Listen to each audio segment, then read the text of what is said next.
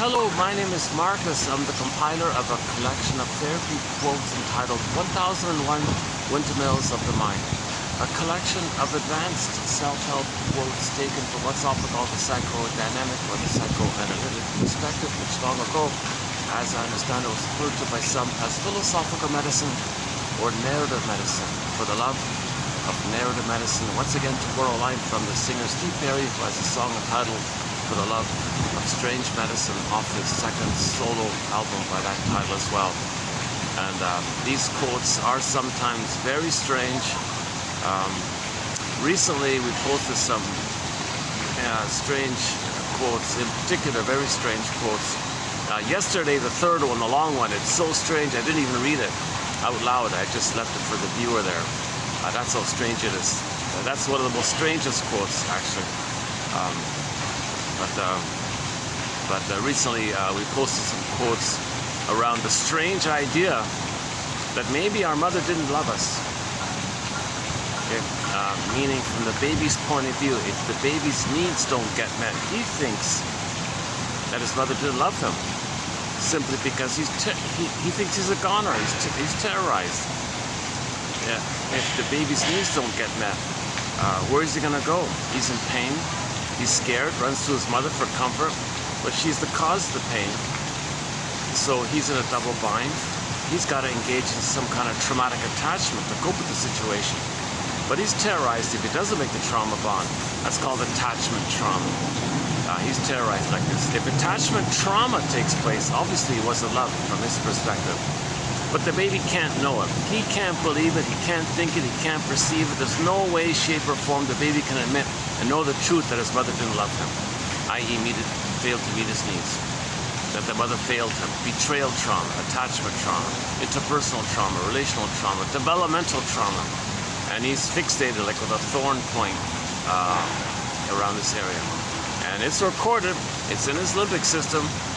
His part of the brain that doesn't know time, it's in there. The limbic system doesn't know time. Hold on a second. There'll be a few interruptions. I'm in a public venue here, so people are passing by constantly.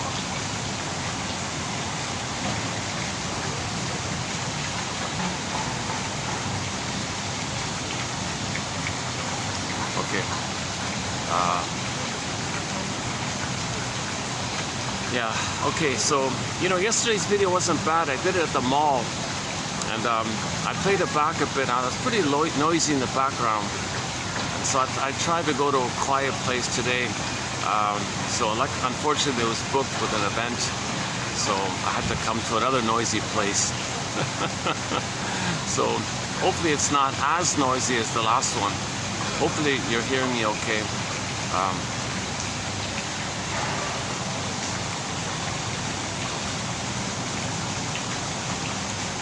Okay, so the linked Twilight Zone episode linked to the point about how the baby cannot know the truth. There's no way he can know it. It's a 1985 Twilight Zone episode entitled Need to Know.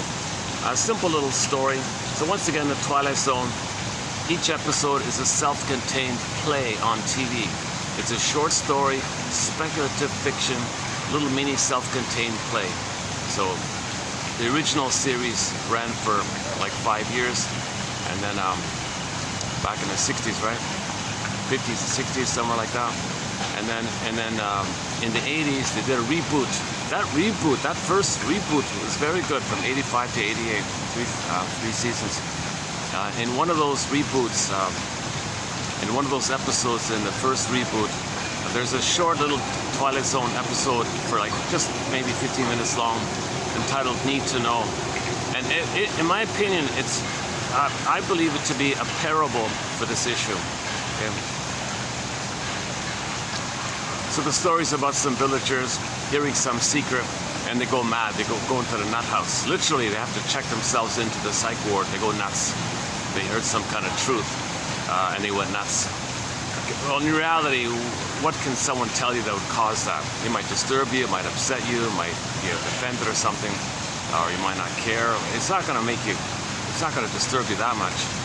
So they don't even tell you what it is that people are hearing that caused them to go nuts. So I think it's a parable. that if the baby were to know the truth, okay, so the episode is about the people learned some kind of deep truth or something, and they went nuts. Okay, but it doesn't make sense. Nothing you hear would cause that, right? So it seems to be a code for if the baby were to know the truth, he'd go nuts. He couldn't do it. He'd be in the madhouse. He's schizophrenic. He couldn't do it. Okay, he just simply cannot do it. He'd literally go mad. He'd go insane. So the baby's got to protect himself. He cannot know it. He'll repress it. He'll deny it. Okay, he'll compartmentalize it, put it in a separate psychic bin, repress it, disassociate it, okay, disavow it, make himself totally believe that there's no way, shape, or form that the mother failed him, that the mother hurt him. He cannot know the truth. If he were to know the truth, he'd go kaput. His biology would flood him with cortisol, telling him to run. He can't run. Telling him to fight. He can't fight. Telling him to disassociate and space out. How far can he space out? So he'd go nuts in the mind like that. Maybe physically he might make it, but he'd be nuts in the mind. So he would disassociate. He'd end up with some kind of dissociative, schizophrenic, schizoidal, out of the mind kind of thing. He couldn't even know him. So he'd have to be in his mind, would have to go to some other world. Okay, so he couldn't live in this world, even though the body might somehow survive. So that's really highlight this point, I think. Babies cannot know the truth. So they deny that the mother's hurting them, and then hallucinate some kind of goddess to compensate, okay, and say, oh, there's my mother. It's not real, but it's a trick to make them feel safe so we can take it, the powder stuff. Okay, now the issue is, that's called psychic splitting. This leads to either or thinking, adversarial thinking, oppositional thinking. Okay. So that's desperate. That's not natural to have that kind of either or thinking. The mother's not a goddess or a demon, and and actually your link to the mother is more like she's a demon, but she's not a demon. But you thought that, but that's closer to the reality, and then you deny that and just believe some made-up one. And in correspondence to the other mother, okay, M-O, okay, mother other representation got split. So you got a part other representation. It's a goddess linked to a part self-representation that's special and safe and blissful and all is peaceful. Okay, it's just made up like that. And then you got the more reality one, or more closer to reality, is that the mother was hurtful and you made her a monster. And you had to freeze up your soul. You were terrified, you were guilty, you were defective, you were no good. What's wrong with you? How come you couldn't save the mother? How come you couldn't cure the mother? You thought she was punishing you. Did you do something wrong? What did you do wrong? So you have this real pain around your self-concept. Never good enough, always guilty, always in debt, always due, some kind of due to the mother, that kind of thing. So in the Disney film Inside Out, you kind of see the splitting taking place at the beginning of the film. All the painful memories to the truth were repressed. So you saw the Joy character take those orbs, the memory orbs, everything around what was hurtful, popped it away. She popped it away. And you kept maybe some pleasant feelings. But anything about reality, about the misattunement, mother's malattunement, mother's betrayal, mother's shaming, mother gaslighting, mother double binding, mother using, mother exploiting, because the mother's in pain. The mother might be in pain herself. She's impaired. She's in pain. She doesn't have the psychic structure to love, i.e. the internal working model to love, i.e. differentiation, i.e. the mother herself, when she was a baby, didn't get enough love to separate, i.e. differentiate from the fusion that's originally there. So she needs a self to love. Like, who loves? There's no who there. She's got to have an authentic self to love, but she didn't get enough love to differentiate. So she's stuck in the tar pit of a negative symbiotic fusion with the mother, where she makes the Faustian pact and becomes her, sells her soul like that, becomes her, now shames herself. Then, okay, because of repetition compulsion, we repeat. So in new situations, she'll cast her own baby in the role of her pact. Then she plays the shaming mother, the Faustian pact. Okay, sells her soul, so she'll shame her own soul. But to make her unaware of it, she'll shame her own baby, thinking the baby is standing for her own soul. That's the Faustian pact. God's mother's power is forever like that. There's no time in that brain. So if the mother is caught repeating her trauma with the fantasy that she can undo it, get a better outcome, change it. So she's got to repeat to get mother's love. Repeat. It doesn't work. She repeats. She just keeps repeating because there's no time. It's an infinite loop. It's seared in the survival brain, which does not know time. Okay? That part of the brain does not know time. The amygdala does not know time. Okay? So the present is still the past. So the present is used, distorted. You like a wrench. You wrench it. You twist it.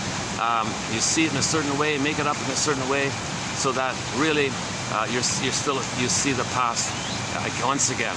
So the present is called the presenting past, or you transfer the past to the present, so the present is still the past. Okay, that part of the brain doesn't know time, so all time is that time. The present is still the past. So the mother has a baby, okay, and that's still her past.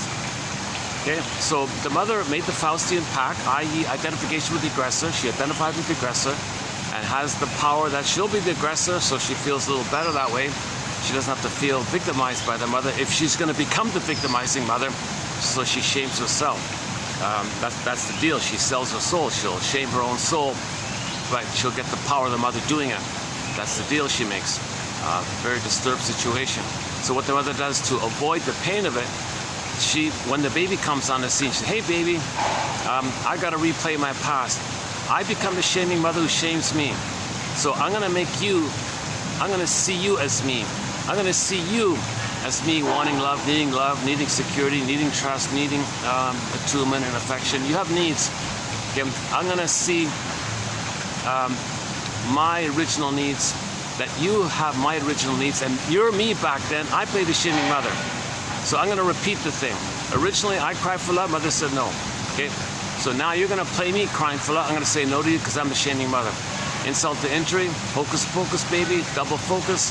The truth is, I am angry at the mother. So as I'm shaming you, baby, because you're playing me, I think you're my mother who's hurting me. Now I'm angry at my mother and you're playing my mother now. So baby, you're going to play both. You're going to play my shamed, unloved, no good self, and you're going to play my dangerous mother whom I hate.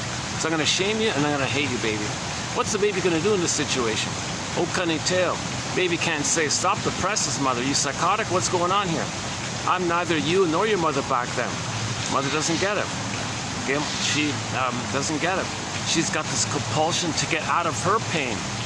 The mother has a frozen, silent scream inside. She's got psychic pain. Imagine the Edward Munch painting, like a baby version of the Edward Munch painting called The Scream, and it's like a baby version of it. It's screaming, it's silent, it's alive, but it's frozen, but it's pain, and it's frozen, it's screaming. It's psychic pain, it's stunned like that. He's trying to get out of this pain. If the mother's in a lot of pain, how can she relax and meet the baby's needs? Her urgency is to get out of the pain. She's in survival mode. She didn't get her needs, to be herself. She thinks she's a goner, right? So she identifies with the aggressor, makes the Faustian pact as a defense against the pain of being shamed by the mother. She becomes a shaming mother, but she is angry with the mother for this. So what's the baby going to do in this situation? Baby's going to say, "Oh my God, mother, can I help you? Can I fix you? Can I cure you?" Baby might try. He'll fail. He's guilty. Baby feels that he failed. He's guilty. He did something wrong. The baby needed a good relationship with the mother. He couldn't fix her. He couldn't cure her. He couldn't save her. The baby feels a lot of pain by all this. Baby thinks, is mother punishing me? Is that why I feel pain? Did I do something wrong? She's not loving me. Is it because I'm defective? Is there something wrong? Is she rejecting me? That's the baby's identity. The emotional link to the baby's identity is shame. Now the baby's in hell. Okay? Hell is a metaphor for the emotion of shame, a burning, biting feeling called shame. Baby feels a lot of shame like this. Okay? So what's the baby going to do? Yikes, he's going to do the same thing the mother did. Okay, mother, I'm going to have to make this Faustian pact deal. I'll just become you and reject myself. And I'll go through life shaming others the way you shame me. And I'm going to, as I shame others, I'm going to think they're you hurting me, and I'm going to be angry at you. I'll be angry at them. So this is intergenerational trauma. It's being passed down like this. So somebody's got to a mother at some point's got to pause and say to herself before she shames her baby, wait a minute, I feel tempted to shame my baby. Is that a communication from me to me, letting me know that my mother shamed me and I became like her? Is that what's going on here? Am I going to recreate what had happened to me in an attempt to know what had happened to me. And if I can remember and know, then I don't have to repeat. Okay, memory, repeating, working through. So we don't remember this stuff. So we repeat in an attempt to remember. Now, when we repeat and don't make the inference and don't remember, we just keep repeating. Now, finally, if you can make the inference, the mother says, oh my God, I'm shaming my own baby. That means my mother shamed me. Oh my God, I hate my baby. Does that mean I now think my baby's my mother and I hate my mother? Oh my God, what am I doing here? If she can now remember, okay, so because she's an adult now, she has the capacity to now know what she couldn't have known back then. If she can now know, piece together now, be a detective now. This is the midlife audit, the second journey of midlife, the midlife examination period. Okay, the hero's journey, the heroine's journey. Yeah, at midlife, we try to now piece together the story, construct a story, try not to understand what happened. Baby couldn't know it. Okay, baby couldn't know it. It's known, but he couldn't think it. No brain. Scarecrow has no brain. Baby couldn't think it. No brain. But now we're older. Now we can think it. Now we piece it. Now we got to be detective.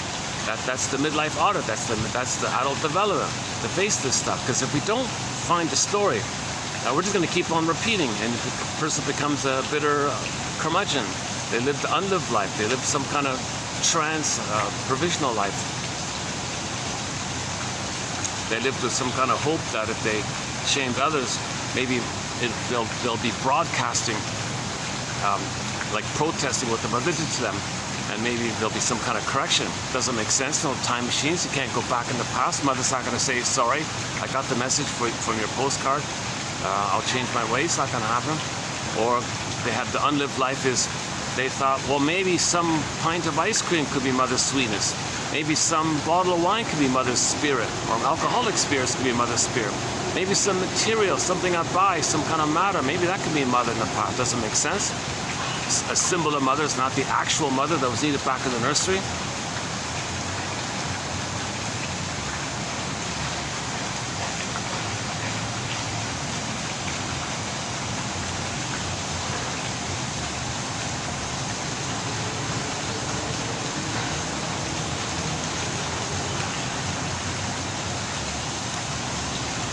Okay. Just give me a quick sec here. 1 second.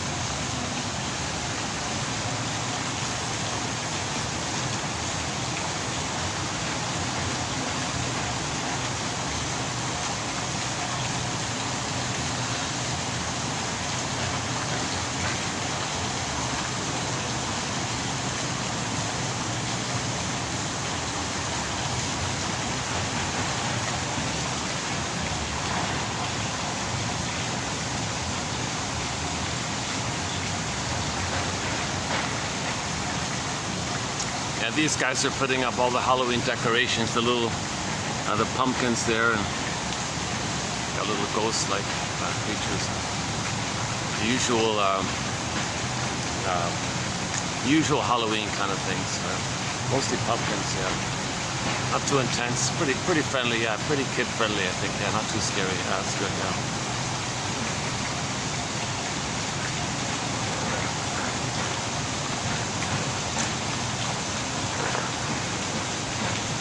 You know, like, these children are drawn to images of wicked witches and things in Halloween because that's their understanding of the mother, believe it or not. So in fairy tales, when you say there's a stepmother, that's just the wicked side of the mother. The loving side of the mother is absent. The child only sees the dark side of the mother, okay? Her hate, her bitterness, her anger. And so the storyteller would say, well, the mother was gone at birth and the father married another woman. It's not like that. It's just, it's a code. It's code. Stepmother's code for the dark side of the mother. It is the mother. It's just the mother wasn't loving. Stepmother is code for an unloving mother. Okay, stepmother, okay, is code that the mother was narcissistic. She was a bullying pattern, lower functioning BPD pattern. Maybe she was a Iago, maybe cynical, whatever was going on with her like that. Okay, the baby sees it like that.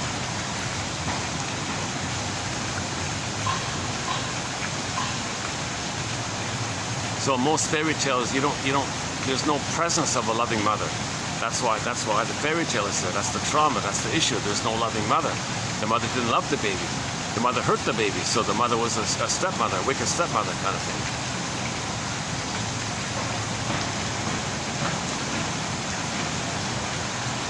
the stepmother, you know, like in The Wizard of Oz, you know, wants to control the child, dominate the child, and hurt the child, and don't give the child freedom because because the mother wants to use the child as a source of narcissistic supply to make the child attend to her, you know, see her, so she feels important.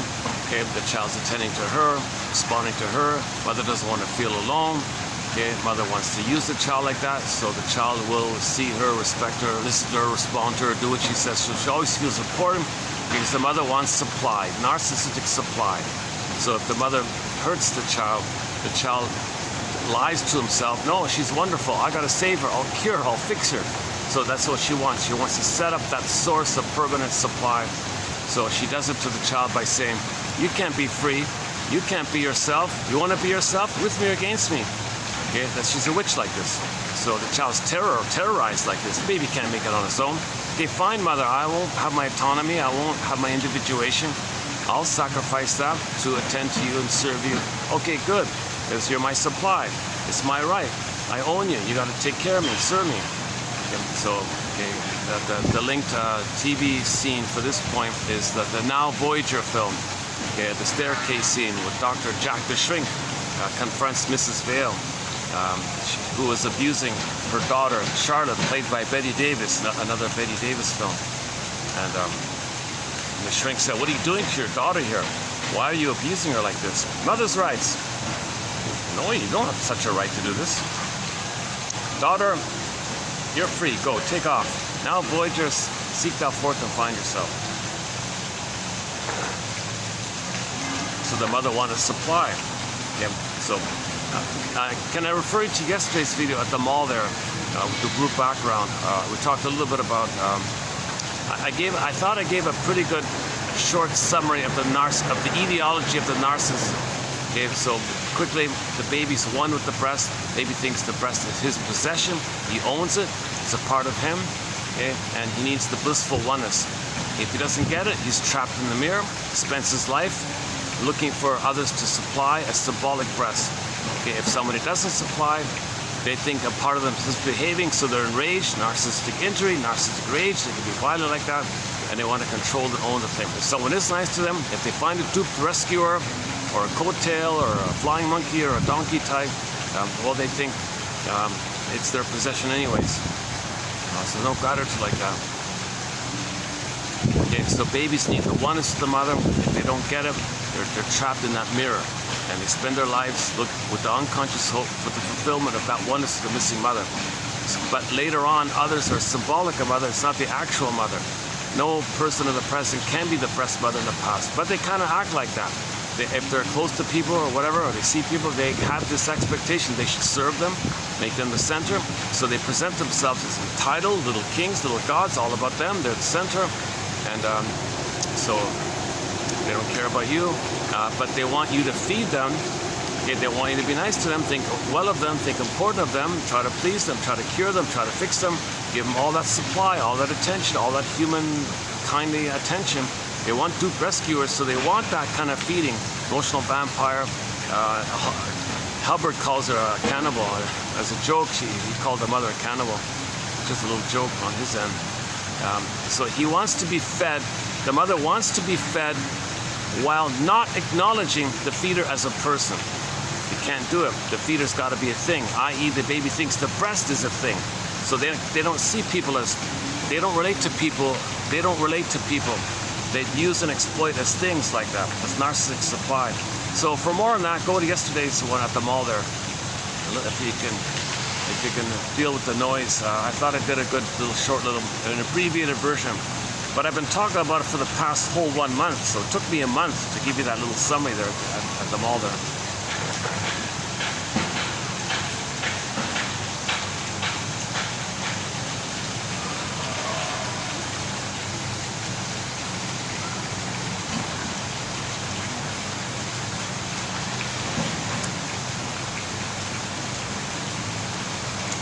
Luckily they got the fan here. This is the only, I couldn't do these outdoors here without the fan. They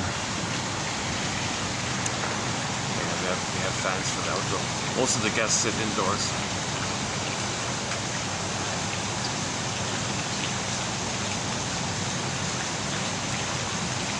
Okay.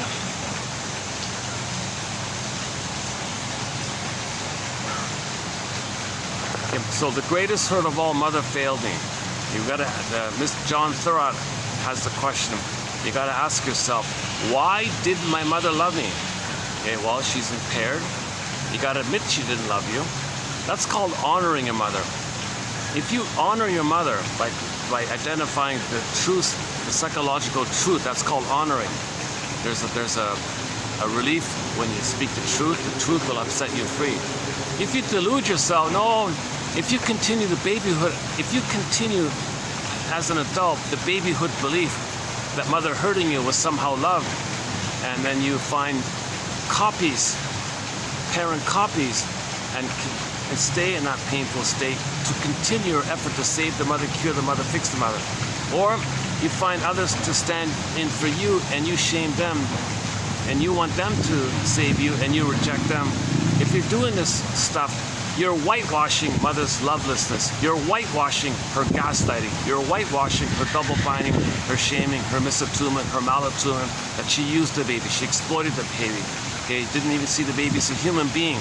You're whitewashing all that crime if you still hold on to the belief that mother loved you when she didn't. So that's one of the strange quotes I was mentioning earlier, that one there. Oh, let's get a peek. They got this restaurant has three swans.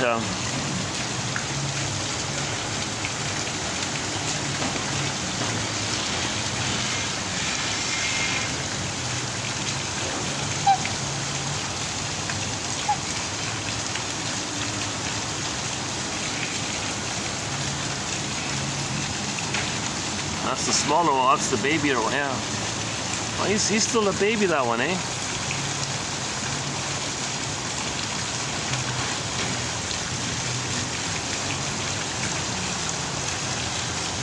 This one looks much younger, this one, yeah. He's growing up quickly, that one, my goodness.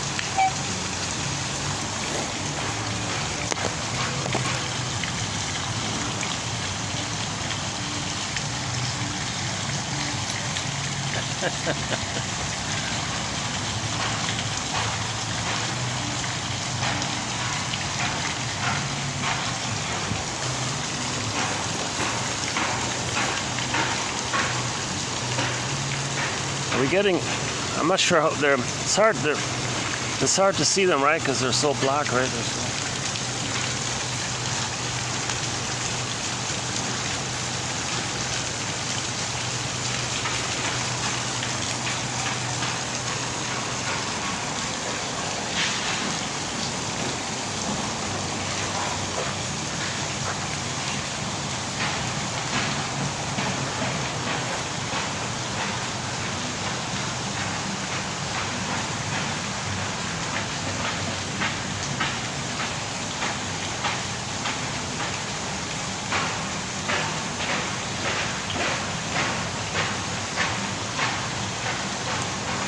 Okay, so we have to mourn the loving mother that we should have had.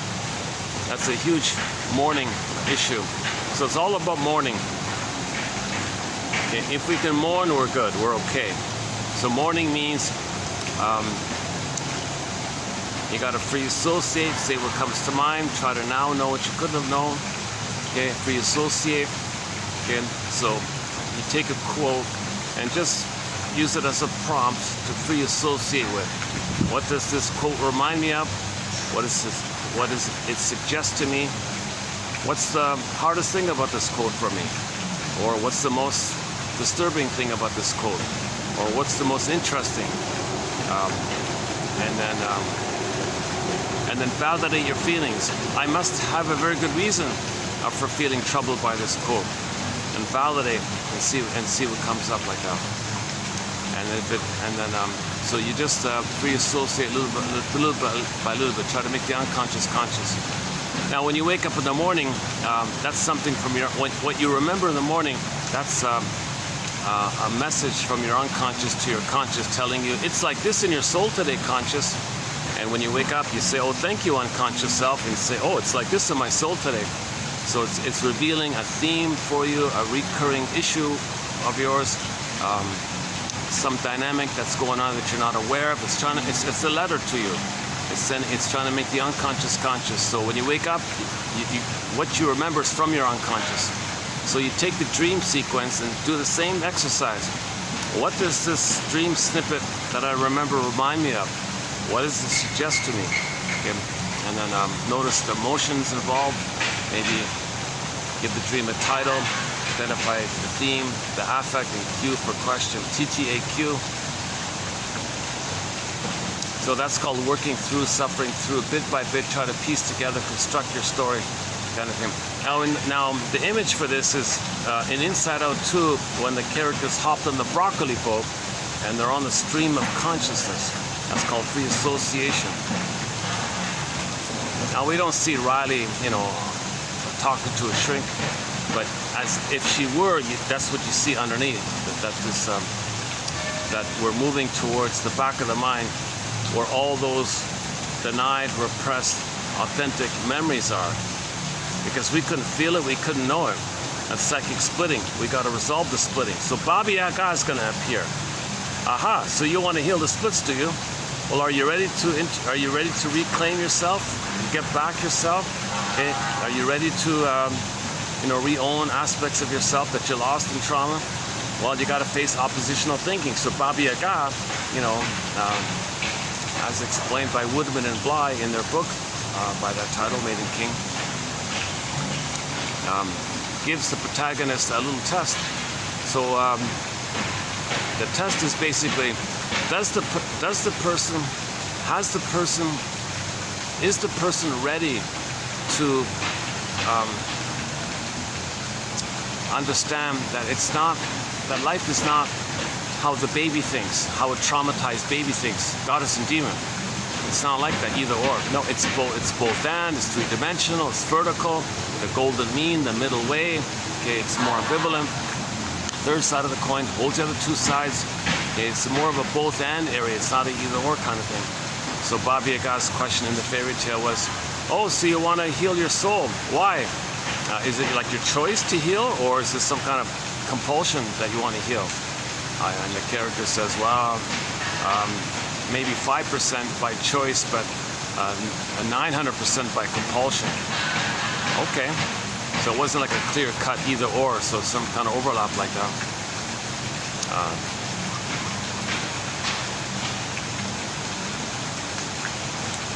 So if you can resolve what's called oppositional thinking, adversarial thinking, either or thinking, if you can find that third side of the coin, okay, that both and kind of thinking, that vertical three-dimensional thinking, okay, then you're ready to hold the center of the opposites. They call it hold the tension of the opposites. You hold that center that holds the other two. That's the third side of the coin. If you can do that, if you're ready to do that, and you can hold that kind of thing, then you're resolving the splitting. That means you see your mother as a person, then you see yourself as a person. If you see yourself as a person, you can differentiate from the mother, because there is a mother. Mother's not a goddess or demon. She's a person who was flawed, she was impaired, she was wounded, she was traumatized, she tried her best. She would have if she could have. She couldn't because she was in pain. Despite that she was in pain, she tried her best. So you see her as a person. Rosanna Deerchild, the more I learned of my mother's story, the more of a person. If you see your parents as a person, you see yourself as a person. Bruce Springsteen, Independence Day, Toronto, YouTube. Okay, the singer, Springsteen. Okay, listen to what he says in the introduction to a song called Independence Day. Okay, about being startled and surprised that your parents were people with dreams and pains and all that. And so see the reality that there are people like that.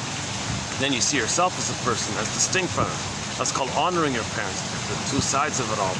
And embedded in it is the truth that they didn't love you. So it's a kind of a paradox. You see both sides, but at the same time the truth is she couldn't love, because you saw the two sides, so you can see the truth.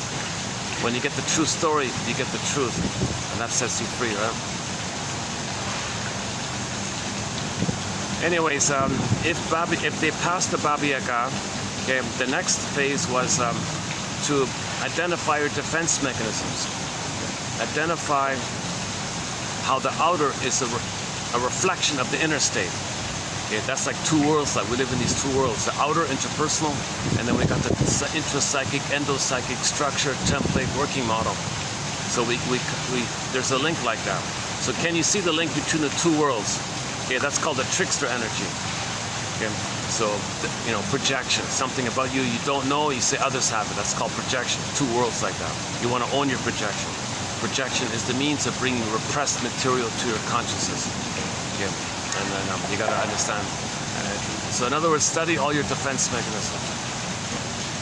Now, embedded inside the trickster spirit is the duck image that can, how ducks can swim in the water and they can fly in the air, they can walk on the land, and also part of the trickster. So the trickster and the duck are kind of similar like that. The trickster just is more intellectual, and the spirit of the trickster is like the duck, how the duck can swim. And so if you get that felt appreciation, how we live in these two worlds. Yeah. So the linked episode, the linked Twilight Zone episode here is the world next door, where the guy went into this time travel thing, his dream world and his conscious world, and went back and forth. Or the French fantasy film called Two Worlds. He went down the rabbit hole to another world. He addressed things there, and then his regular world was better.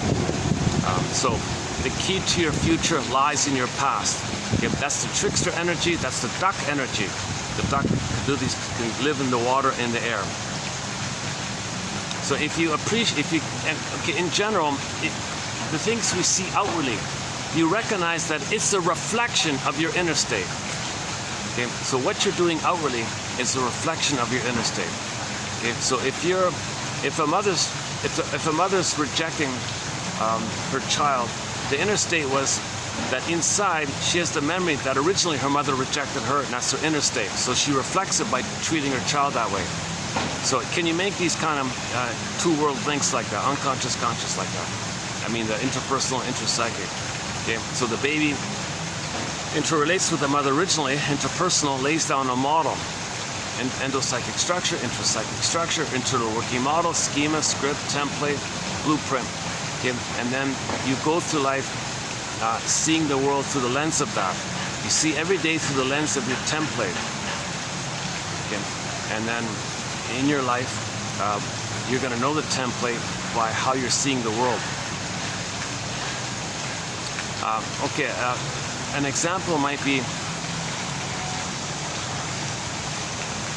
if a person pollutes, if they're a litter bug, let's say, okay, that's a reflection that they felt polluted by their mother. So if the mother polluted them, shamed them, well, they may pollute literally as a reflection, as a symbol of the inner state. Just think about collectively, when we dump pollution on the planet, well, a lot of people felt polluted in their childhood. If 20% of the people give 80% of the people poverty, physical poverty, that's a reflection that 20% feel emotional poverty. A baby's going to feel emotional poverty if he isn't nursed, if he isn't held and soothed properly by the mother. If the cords are moved, that'll do it. That'll break the bond. Once you remove the cord, you broke the bond to the mother. Okay, you did it right there. So that's, a lot of babies are not getting the natural lotus birth. The cord's got to stay, the placenta's got to stay. If you hand the baby to the bosom, he latches on, the cord, the placenta stays, lotus birth, lotus flower, stem, pod, baby, cord, placenta, keep it together. You're not allowed to remove, ethically, morally, spiritually, you're not allowed to. The baby needs the placenta and the cord. It connects them to the mother. Indigenous people for so long kept saying that the placenta is kind of like a spiritual power source for the child. It's so important like that. Somebody said the only time you might be allowed to remove the cord prematurely is after all the blood flow circulation has completed cycling through, which can take 2 to 3 days. So if the cord is bluish or reddish or bloodish or purplish, you got to leave it alone. Leave it alone. If the cord turns white and it flattens out like a pancake, then maybe it's complete, maybe it might be okay. But better yet, just let it drop off on its own accord. If the cords are moved, surely right after birth or kind of thing, Okay, he lost his mother. Okay, betrayal trauma. Where's his mother? He broke the bond. Okay, double insult. The child's put on a scale or something. Double, he's washed. The hormones go away. The mother produces hormones for the attachment. So the child's removed, the hormones pass away. The kid is washed, put in a towel. Hormones are gone. No skin-to-skin contact. The wrapped up baby, washed up baby, returned to the mother. It's gone. The mother most likely will not be able to reestablish the security. He was traumatized at birth. Lost the cord, lost the hormones. Okay, time passed. Where's his mother? Terrified, he froze up his soul. Pin went in the collar. Flat affect. Emotional, okay? Athemolexia, no feelings for your words. Okay, so the baby's beingness, okay, it's like Snow White in a coma, in a box, in a coffin. Or Rapunzel locked in a tower in the forest. Or the mating king. The mating king turns into a swan and it flies away. There's a swan right there, 3 swans right there.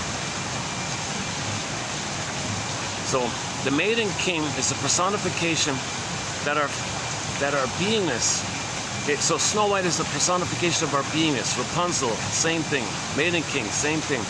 The Maiden King one is pretty clear because the beingness is the leader, is the king. The feelings, I mean the beingness, your authentic self, you come from your authentic self. So the doing, the kingly doing, the active masculine doing comes from the being. The being is the king. Yeah? Maiden King. See, if you're at home with them, you have your golden ball, you'll be naturally ethical and moral, because you have your feelings, you have your beingness. Your natural temperament is warm like that. It's communal like that. So we're all one family. You don't hurt others. So that's what leads the maiden king. Now, if the maiden king is lost, okay, so she was a princess who morphed into a swan who flew away. That means the child feels empty, the emotions are gone, the beingness is gone. It's not permanently gone, it's just lost. It's just metaphorically lost. It's disconnected, like Snow White in a box. So think about the image of Snow White, right? The person cannot feel their beingness because Snow White is in a box, there's a wall there. They can't feel their beingness. To boot, she's in a coma.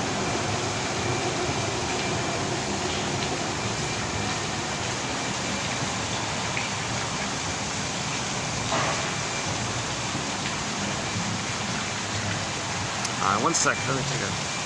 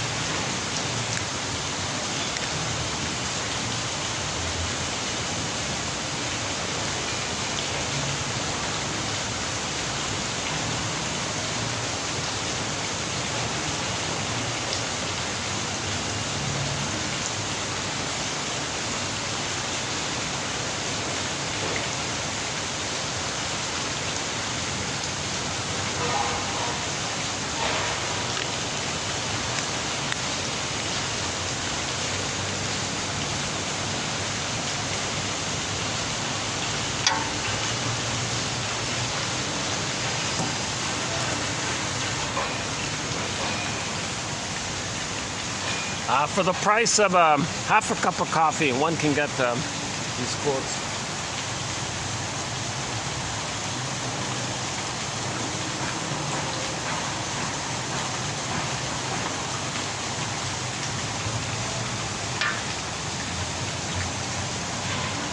Yeah, I just read this morning, Albert Hubbard said, I just discovered a new self-help book written in 1906. 1906, almost 120 years ago. So it's a very old self-help book, Albert Hubbard, called Life, Love, and Work or something. And he made the point about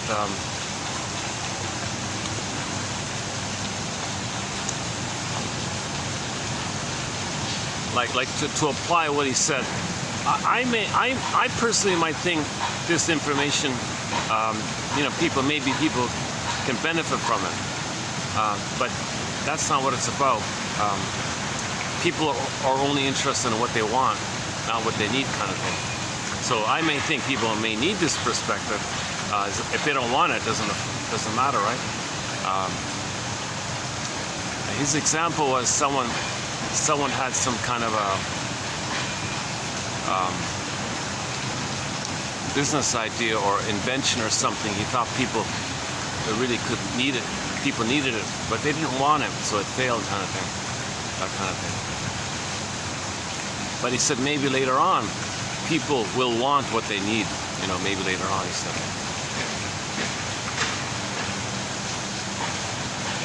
Albert Hubbard's interesting. He's quite a character, yeah. I noticed the ambivalence.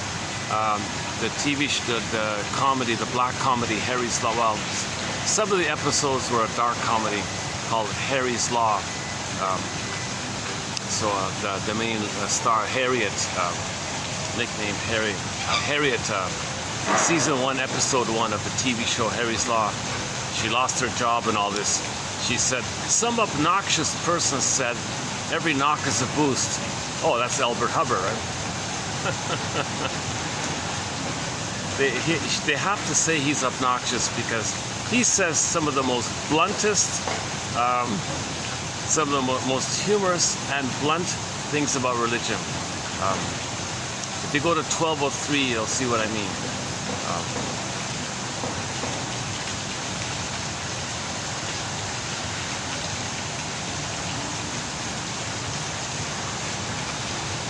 So I just started in on his book, so we'll have some quotes coming up.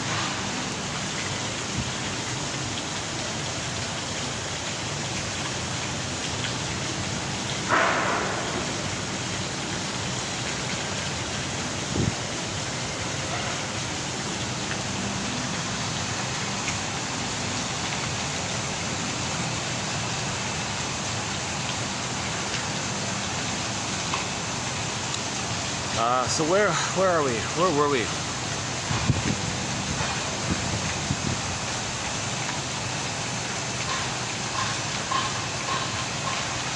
Before I went on the tangent on Albert Hubbard,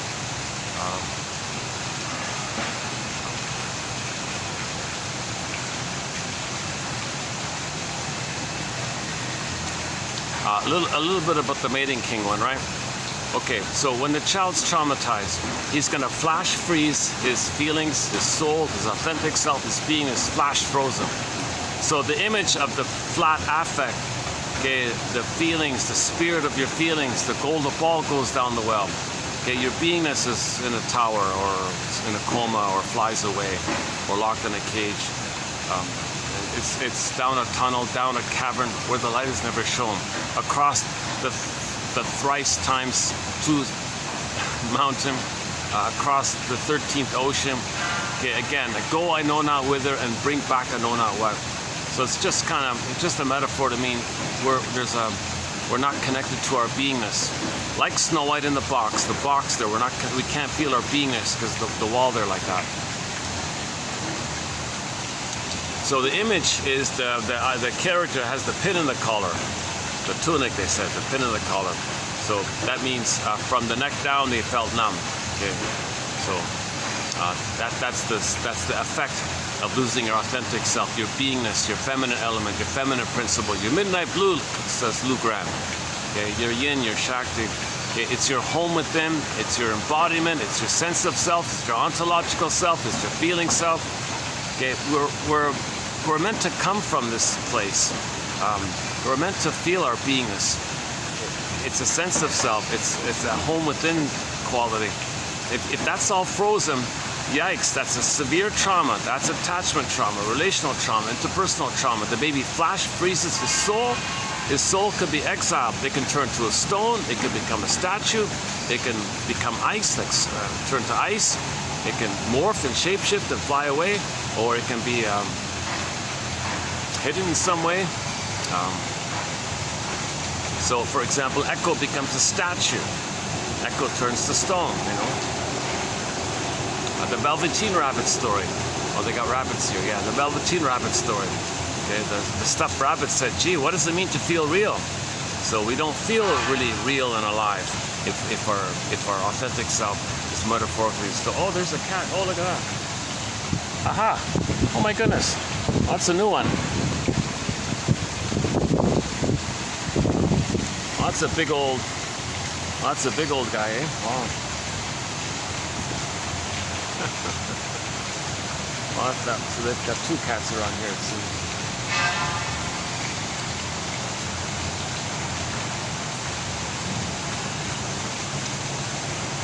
What an annoying thing they do if someone goes around, doing all these things to the cats.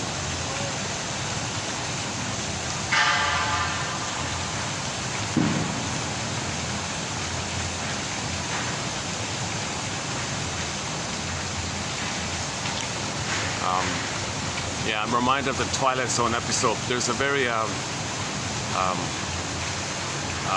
there's a Twilight episode called Cat and Mouse.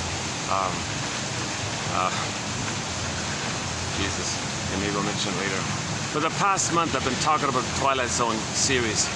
It's fun talking about the show. We've discussed roughly 10 episodes so far. Wong's Lost and Found Emporium, To See the Invisible Man, Memphis, Cat and Mouse, and a whole bunch of other ones. It would take me 10 hours to run through those 10 episodes. Saturday, about the double self, that's a major one. The comedian one. That's, a very interesting one is that comedy one. Take My False Life, Please. A play on when the comedian says, take my wife, please. That's a very interesting one about facing shame.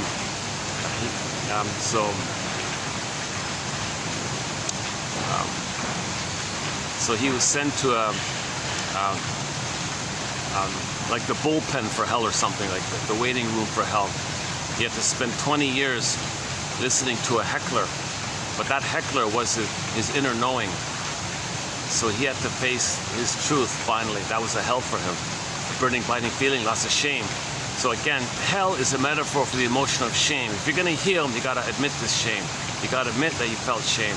So that's facing hell, meaning facing the emotion of shame, because your authentic self was rejected by the mother. It was used by the mother, exploited by them. The mother was a robber baron. The mother plundered the baby's soul, pillaged the baby's soul.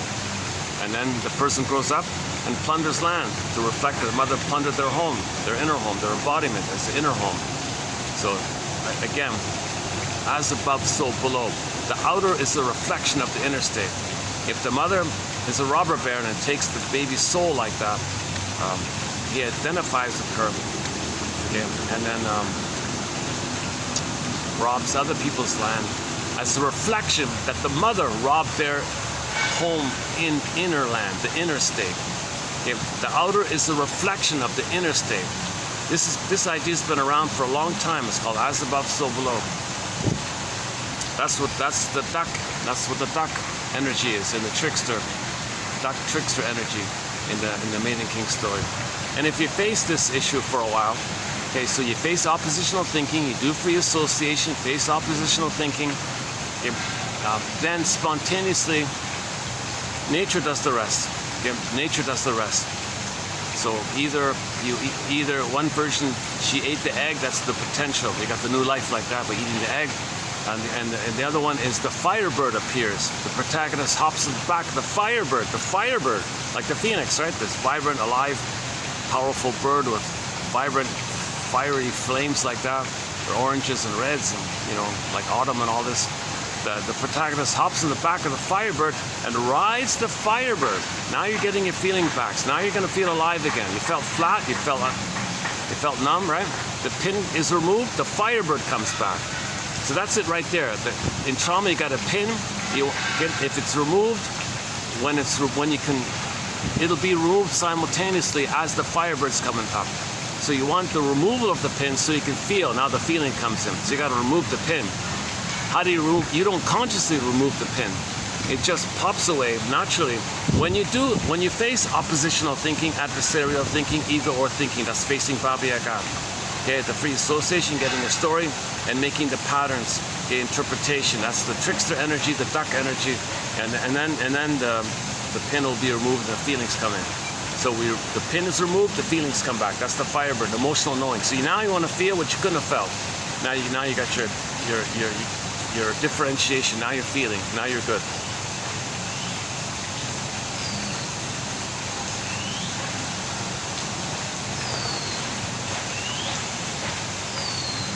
So in all these quotes, you know, these 10,000 quotes, they're all sort of in the trickster duck energy.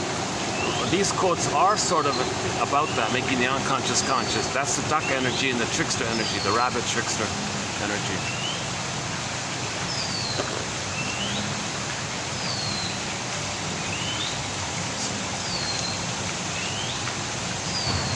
So we don't control the Firebird. That nature does that. Nature does that. We just show our willingness that we admit the truth, and we want to heal, and we even face our resistance to healing, our fear of healing. Now, on a practical in the meantime, on a practical self-help modality, at the same time, on another level, you look at the constructs in your mind. Freezing parent, frozen child, to use Miss Golem's. So we just completed 14 videos on the work of Miss Golem, Trapped in the Mirror and Unloved Again. In the sequel called Unloved Again, she talks a lot about the frozen child, freezing parent constructs. Okay? You don't have your beingness, so there's no adult mind. Your authentic self's frozen, so there's no adult present mind. You can't do be here now. You're not in the present.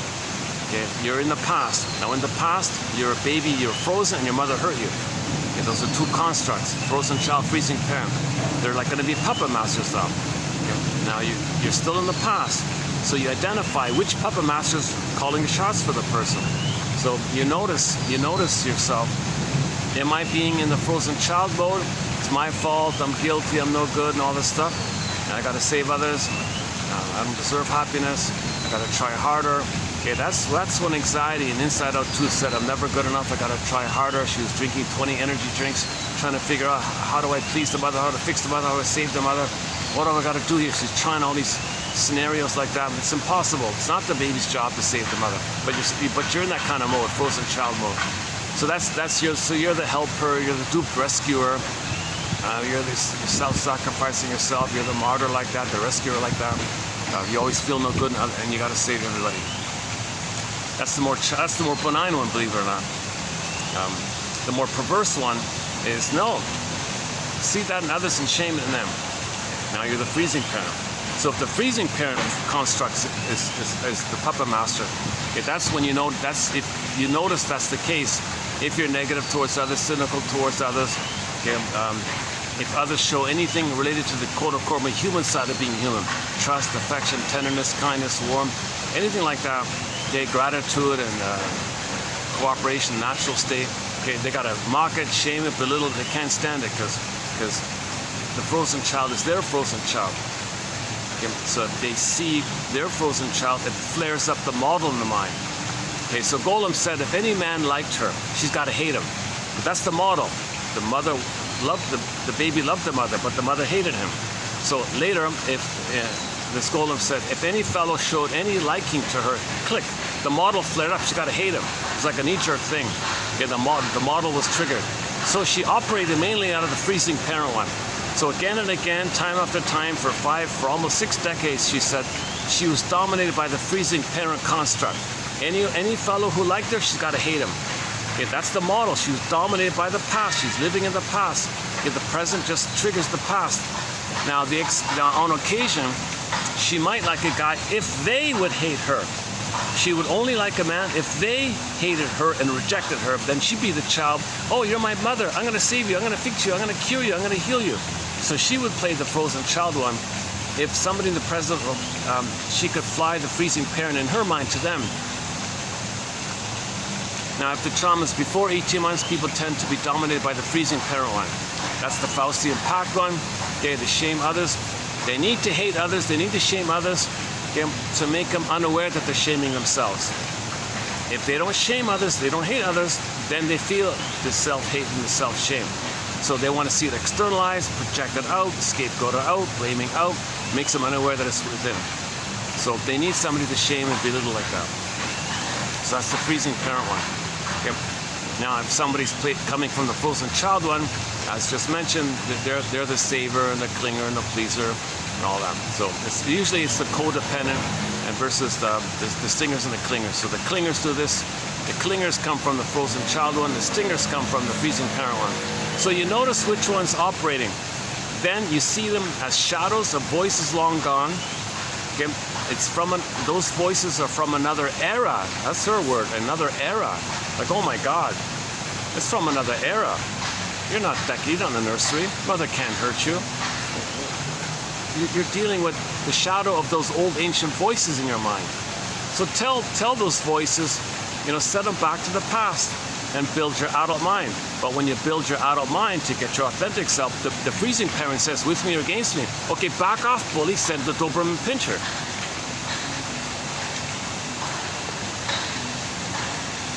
Another Twilight Zone episode was about the Doberman Pinscher. The most emotional episode is that one about the domestic abuse one. The woman was she always played the caretaker and the pleaser, and she married a fellow who reminded her of her abusive mother. So she would try to save the fellow, thinking she's still trying to save the mother. Now what the fellow was doing was he never got the oneness with his mother. So he wanted the wife to mind read him, read his mind, and meet his needs even before he himself can articulate what his needs are. He wanted that fusion. So he hurt her to get the fusion. He wanted the trauma bond. So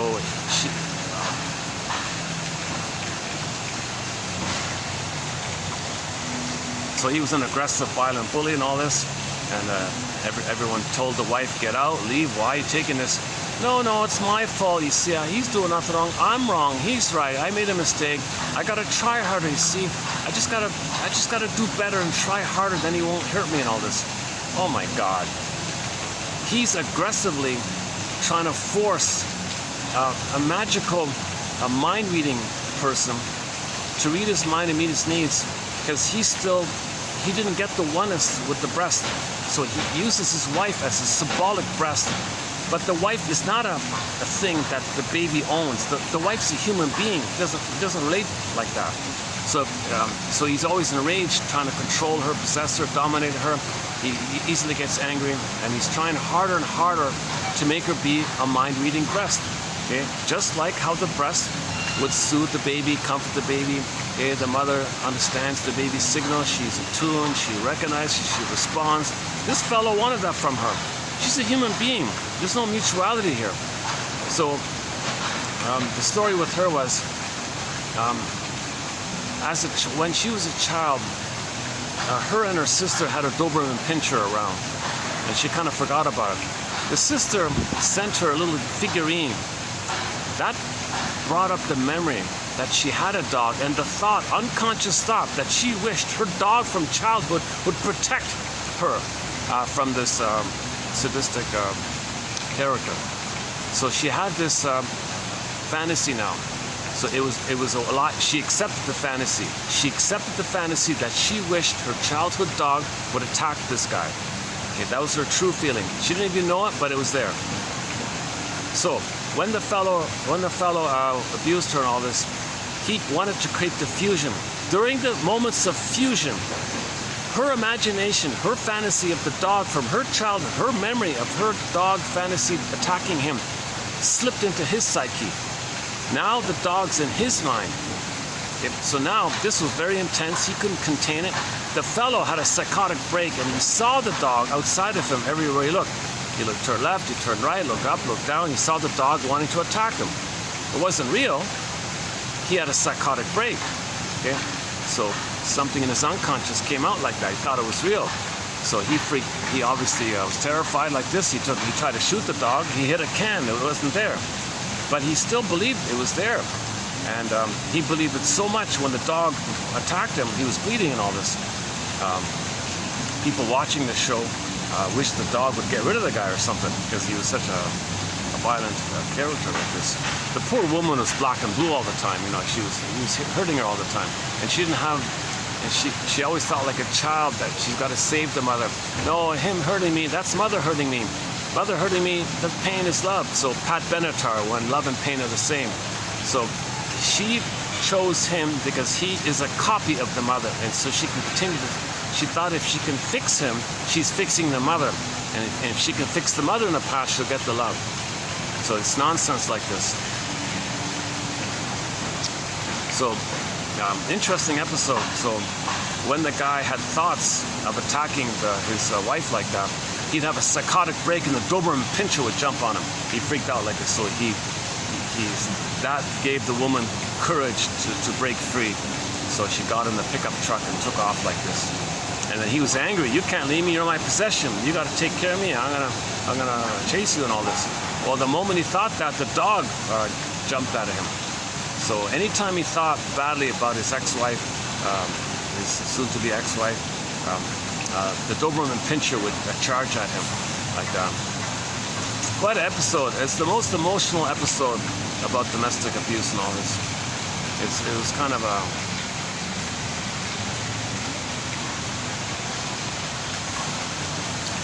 So as mentioned, the Twilight Zone, they do self-contained plays. So like one was like that. The next one could be a comedy one.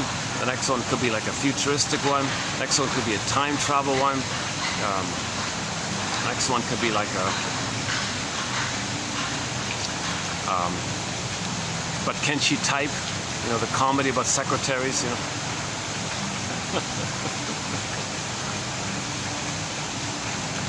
But can she type?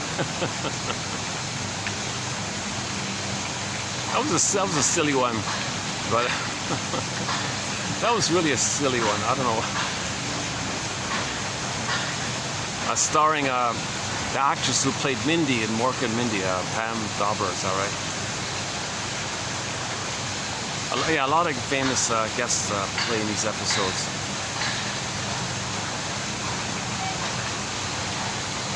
My favorite episode so far is Wong's Lost and Found Emporium. Wong's Lost and Found Emporium. It's the metaphor that at midlife, that phase of midlife, this invisible phase of midlife, where you admit what you lost and you want to find it, lost and found. So you lost your. So one guy said he lost his capacity for mutuality. He lost development. He didn't have a loving mother.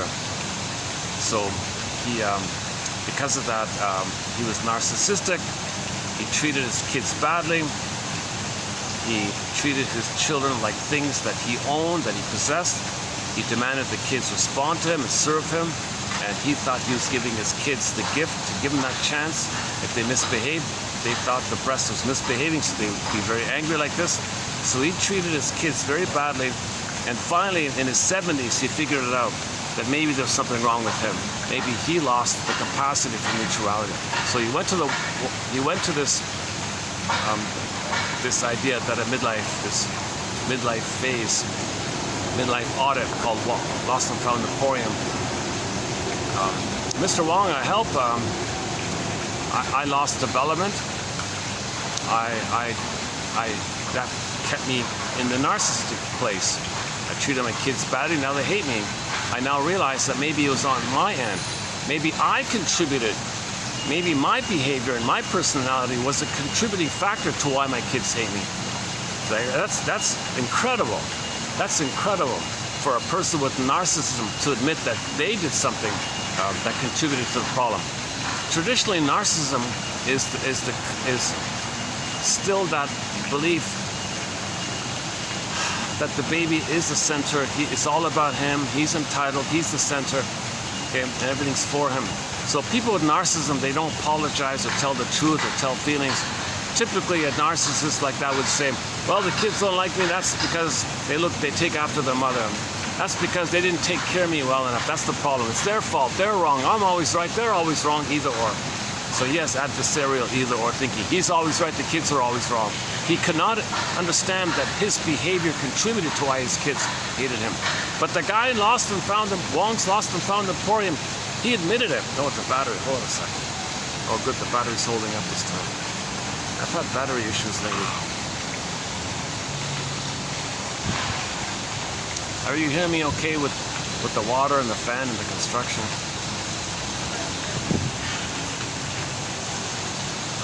I made such a deliberate effort to find a quiet place. I went to the other venue. Sorry, sir, there's an event being prepared here. So I just went down the road to this place.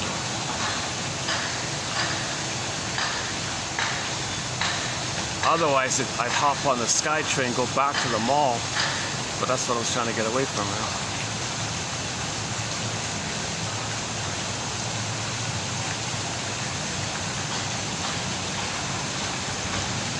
However the delivery is, however the presentation is, it's really about the quotes. You click the more link, you see the quotes. It's about each person and their quotes. So that's the real thing. So I'm not, in other words, I'm not a professor, I'm not a shrink, I'm not a gynecologist, I'm not a midwife, doula, nutritionist, I'm not a counselor, analyst, dream interpreter, I'm not a professor, no master's degree, never studied psychology, never studied psychotherapy, not a counselor, none of that stuff.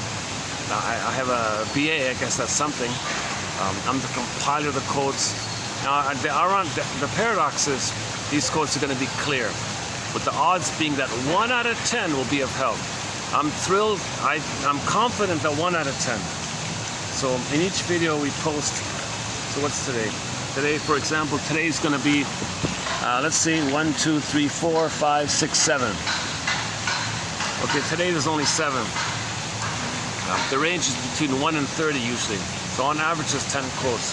So if you read 10 quotes, I'm confident, I'm just personally confident that 1 will click, 1 will be of interest.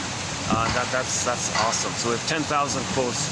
So in effect, each person, if they find 1 out of 10, they can customize and have their own, unique for them, personalized, tailor-made for them, by them, their own 1001 Windmills of the mind. Okay, enough knowledge to try to now understand what you couldn't back then. Now nature does the rest. Okay, if the firebird comes, it'll come if it comes when it comes. In the meantime, just keep building the nest, build the basket, build the catch-a-smith. Okay, so psychoanalysis looks for the egg, that egg. Psychoanalysis looks for that egg. Okay, now the egg's in a basket, and the basket's missing. So this is all about weaving the basket. So weave the basket, nature does the rest, kind of thing. These quotes are also a kind of lasso of truth, to bring up the truth. It's also like a lantern giving us night vision to understand what's repressed, unknown, dark, shadow work. Okay, witch's garden's dark. You want the Rapunzel, it's in the soil, everything's dark. Something about you don't know is considered dark. You know, lantern. These are giving us some lantern to help us identify and reclaim, pull up the rampion, eat the radish, integrate, make back to yourself. So in Rapunzel, she gave over the fence to the witch's garden. You pull up the rampions, the radishes, which look like carrots in German, they're called Rapunzels. She ate the radish, that means you're accepting, reclaiming. Sometimes we call it being your own fisher person. So in the water, there's fishes, that's contents. So the ocean is like a metaphor for the unconscious. We don't see what's inside. Well, you bring up the fish and you eat the fish. Like the rampions, make the unconscious conscious. Or Hermes flies across with giving you a letter.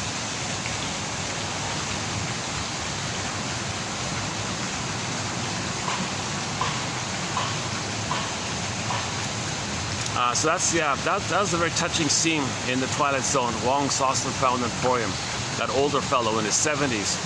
He said, I failed my children. I failed my children. I get it. I didn't develop. I was stuck with narcissism. I made everything about me. It was all the center. I treated my kids like things. I couldn't see them as people. I couldn't do mutuality. I couldn't relate and love to my children. I just thought they should serve me, take care of me, my right like this, I'm entitled like this. And he was enraged when his kids didn't do it. So he realized it was on his end. So he wanted to get that capacity for mutuality. So he had to begin the process. to mourn and grieve and mourn and grieve the loss of the loving mother he never had. To mourn development. He didn't do the developmental process. He didn't differentiate. He didn't develop the psychic structure to love his kids. Okay? He didn't develop differentiation and an authentic self. Because the self loves. He doesn't have the self. How can he love if he has no self? But like, who loves, right? The person's got to love. Okay? If the authentic person is the one who loves. But the authentic self, called differentiation, didn't hatch out of the egg because he wasn't safe with the mother. Why? Because the mother hurt him and used him. He made a Faustian pact with her. He became her. If he is her, he doesn't have himself. He sold his soul like that. That's the Faustian pact. He doesn't have his authentic self. So he just gets addicted imitating the mother. So he feels gleeful and sadistic with perverse pleasures and manic behavior. It's always survival. It's all about him. But the quote-unquote the human side of being human, the soul, okay, he's got to hate it, shame it, not want it. And so if the kids had a soul, he had to shame it as well. So he couldn't do mutuality. And it came to his attention when the kids hated him. So he admitted it. He began the second journey. He began the second journey. He's a hero now. He began it. So Mr. Wong said, all right, let's begin the process, sir. Please kindly look into this mirror for 5.5 minutes. He started to look in the mirror, and he started to see what his children saw when they interacted with him. So he saw his reflection. It morphed into an ugly monster. He freaked out and panicked and crashed him. He couldn't do it. But he began the process. He really began the process of facing the shame. So he saw the shame that he dumped into the kids, and the kids felt his shame, and he shamed his kids. So he wanted the kids to feel his shame, the ugly monster image. It's the ugly monster image. He felt shame no good, mother's dangerous.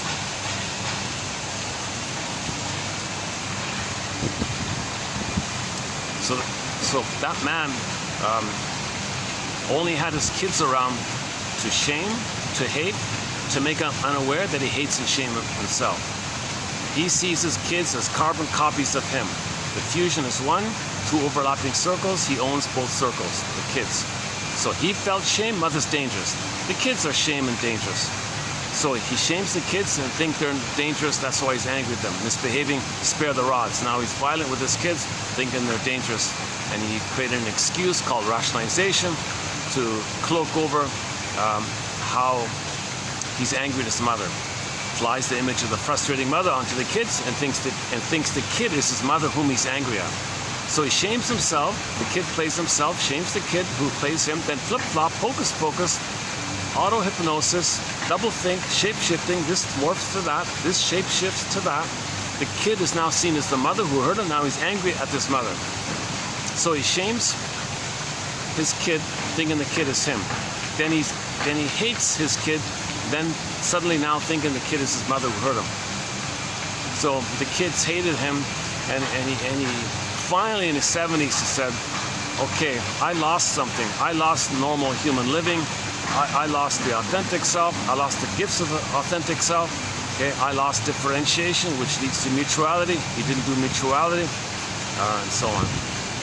And the Memphis was kind of an inspirational one called Memphis. The key to your future lies in your past. So this fellow went.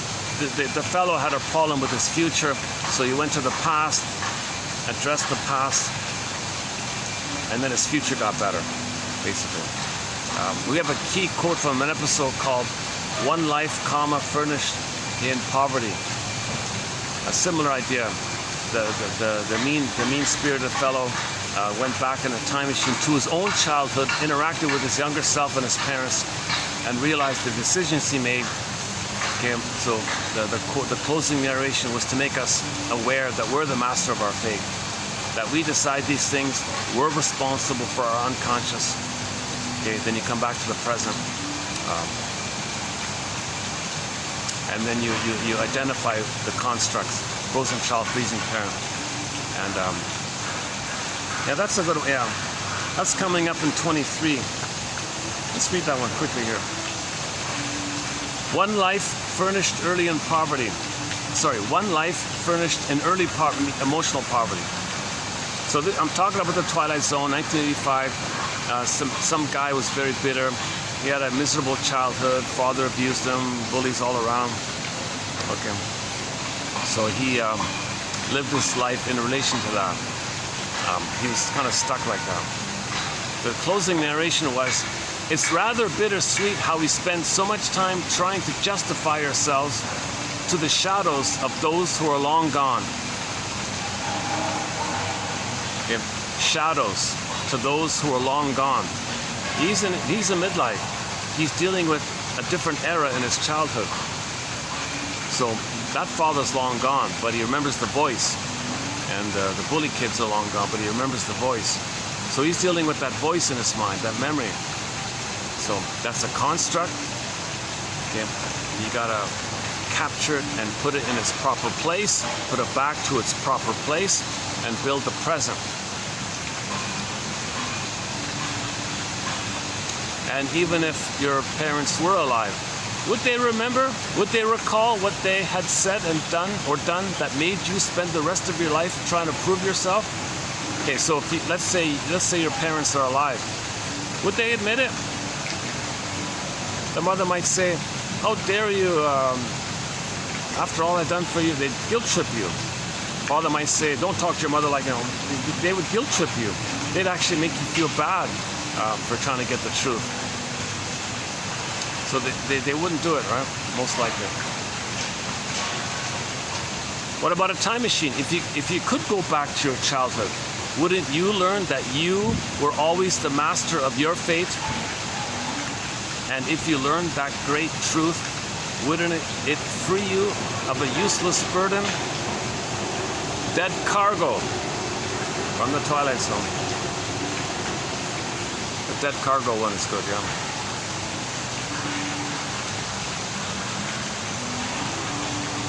So it's a cargo, it's not alive, it's just a voice, like a ghost in your mind, dead cargo. Why are you still trying to please this old shadow voice from decades from another era? Oh my God, identifies it belongs to that era and build your present mind. You're the master of your fate. That's the point, you're the master of your fate.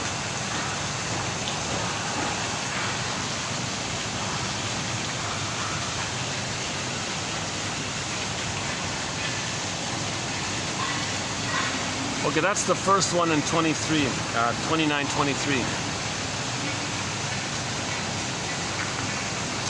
The comedy one is good about the heckler. I mentioned that one. Okay, the Saturday. Oh boy, that takes me half an hour to run through that one. So there was a condo, and the authentic self occupied the condo. The false self was living outside in a hotel room. Okay, so the condo was the body. Okay, and in the body, you got the authentic self. So the false. So can we accept that? When we get the Firebird, when we get the Maiden King, okay, when we get Snow White back, Rapunzel back, our authentic self, our beingness back, can we accept it? It's a new feeling. Can you hold it? If you can hold it, the false self that's in the hotel shattered away on Saturday. So they divided the journey in 7 parts. Each part was named after one of the days of the week. Someday, Moan Day, Dews Day, Wound Day, Thorn Day, Free Day, Shatter Day. The false self dissolves away, shatters away. So first is the someday business. This someday, okay, if you're the stinger, well, if I shame enough people, maybe mother will change her ways. What? That's what you believe. This false belief that if you shame enough people, a magical time machine will appear. They'll go back to the past. Your mother will say sorry and correct her ways. It's not going to work. Or the child one is, if I save people and who look like my mother, will that save my mother in the past? Someday. If I eat enough ice cream, will that be mother's sweetness? If I drink enough wine, will that be mother's spirit?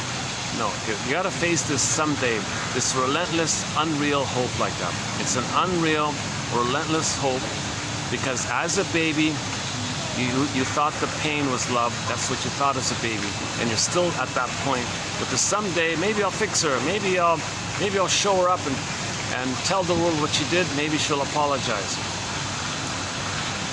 My dysfunction will be like a broadcast billboard to tell the world what my mother did to me. Maybe she'll be embarrassed and change her ways, and a time machine will correct it. Or find parent copies and try to save them, trying to save your mother. All this someday kind of stuff. So you got to face the someday thing. Then you get to moan day. There's a real moan when if you can pass that first one, that's huge already. That's moan day. Now the do's day. Okay, the baby engages in what's called the moral defense. To account for the pain he's in, he thinks he's defective and guilty and did something wrong.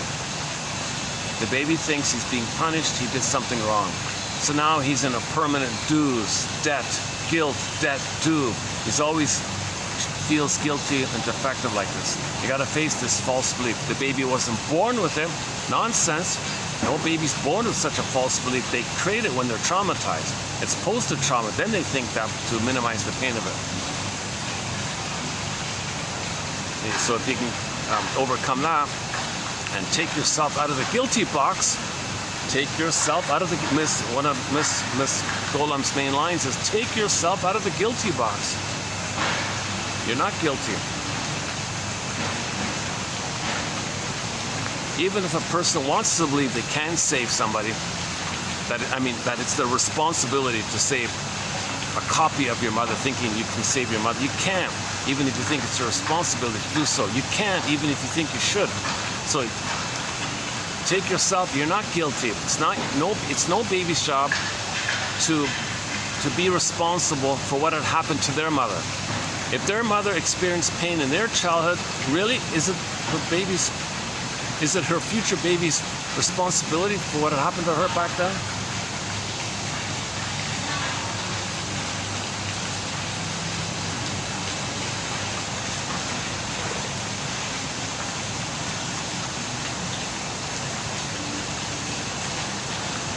Oh, damn, a little distracted here. Yeah, I haven't been here in a while. Yeah, it's been a couple of weeks. Even the staff said, "Oh, long time no see."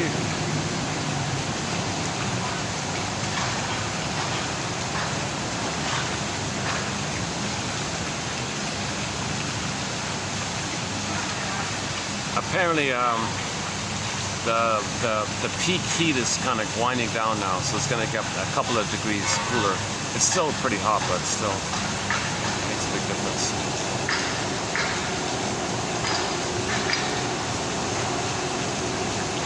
Yeah, maybe if the planet is overheating, like if there's heating going on, you dump 10 billion tons of plastic into the ocean.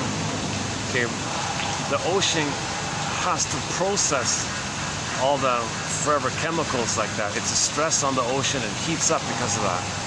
And then all the steam from it, all these floods now.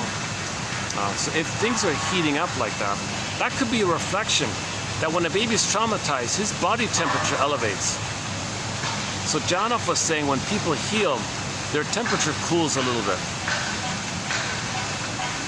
So maybe if there's global heating on the earth, maybe there's more trauma with the babies. We create outwardly as a reflection of our inner state. As briefly mentioned earlier. But that's a huge topic. It takes 7 hours to go through that topic. I ran through it about a year ago, 2725, part 3 of 3. It's entitled The 48 Symptoms of Homo Traumicus. It needs to be updated. The food one's a key one. Like, why are we destroying the food? We're aggressively, manically destroying the food on the planet. Why?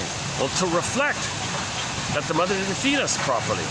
We didn't get the nourishment, the proper maternal nourishment. Her sweetness, her kindness, her reverie, her consideration, her positive regard. We weren't kind of fed like that. We weren't emotionally fed. We were polluted like that. We didn't get the nutrients from the mother. So we destroy the food out there as a reflection of this thing. As above, so below.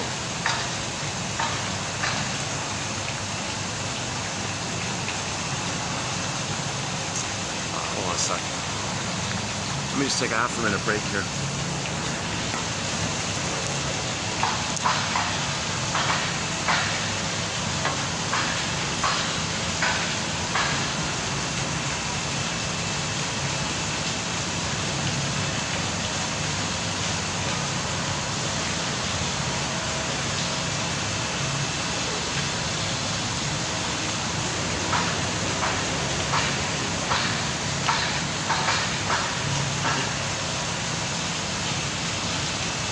wish I could play some music during the break. We could play some Pavlov's Dog or some Anne Shell, Beatrice Deer, Street Heart, Triumph.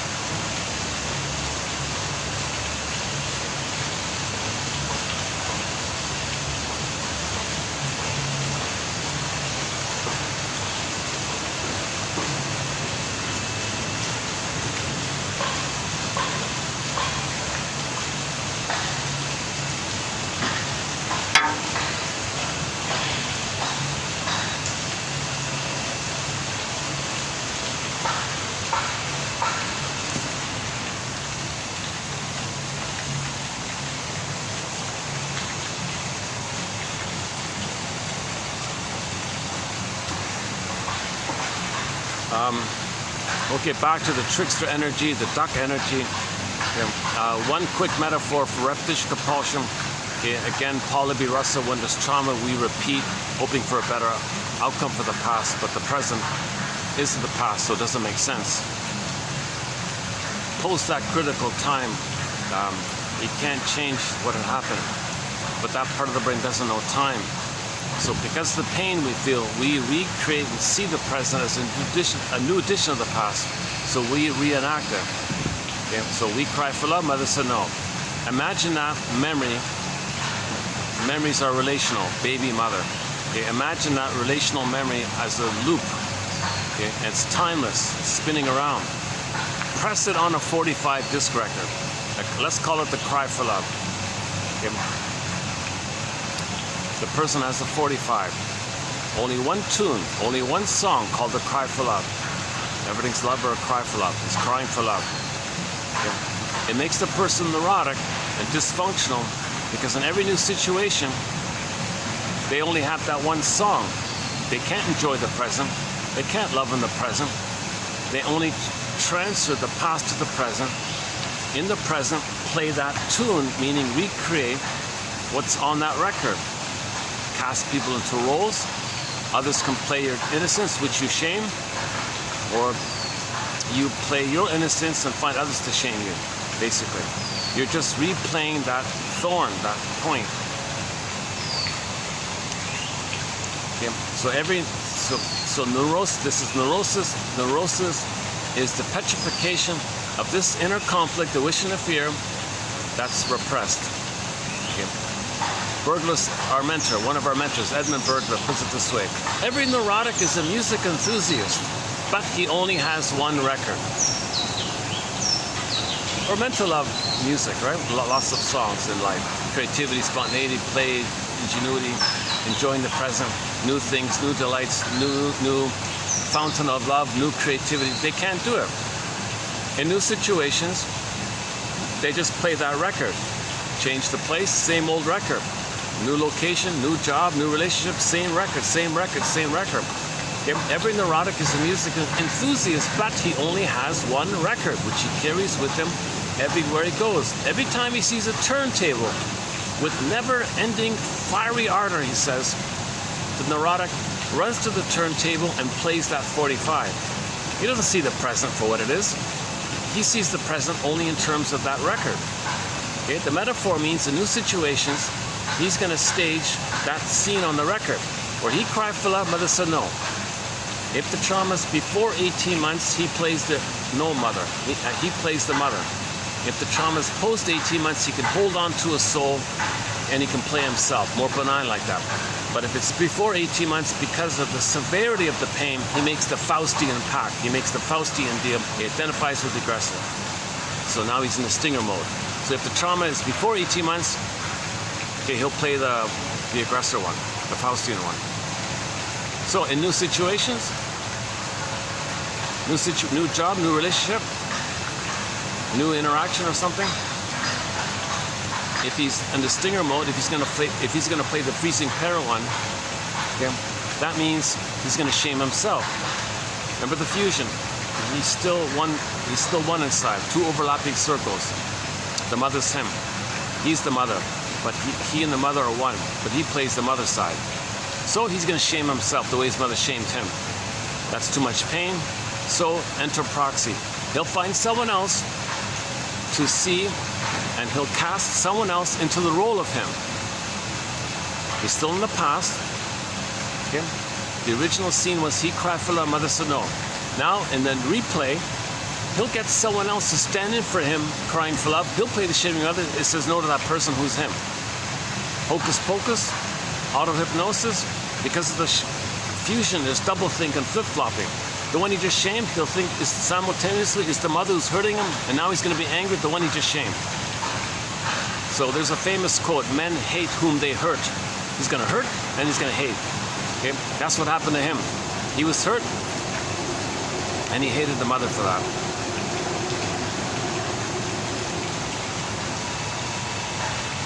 So he is the mother and flips it, well, you're the mother. Well, so when he plays the mother, he shames the proxy who's him. Then he flips it. He'll play himself and hate the one he just shamed, thinking the one he just shamed flipped into his mother. Perverse stuff, right? Makes him neurotic. He's not enjoying the present.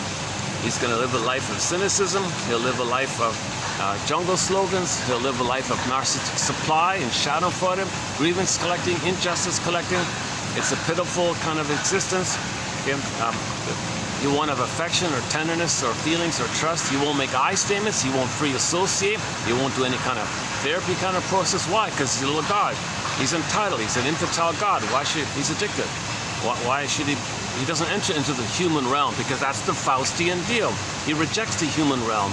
He's going to play what he thought he was in the uterus, a little king on the throne. He takes refuge in that.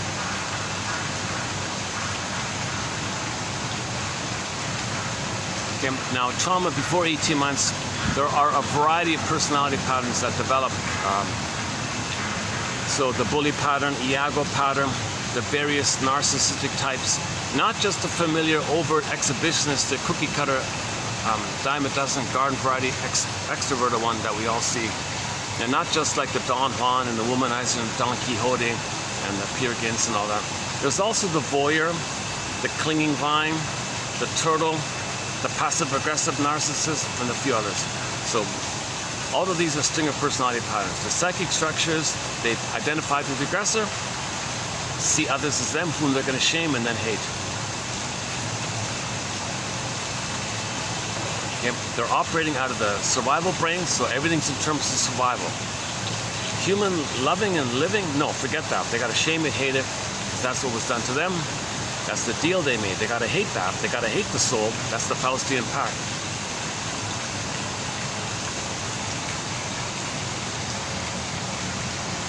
The pact is really with their own image of their rage and oral greed in relation to the mother.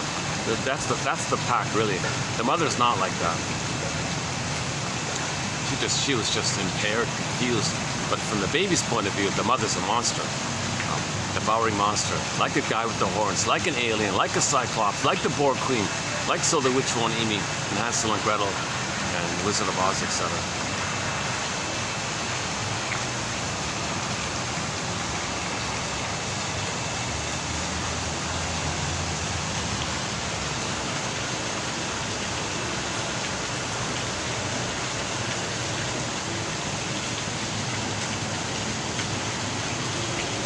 Let's let these people take their photos. Hold on a sec.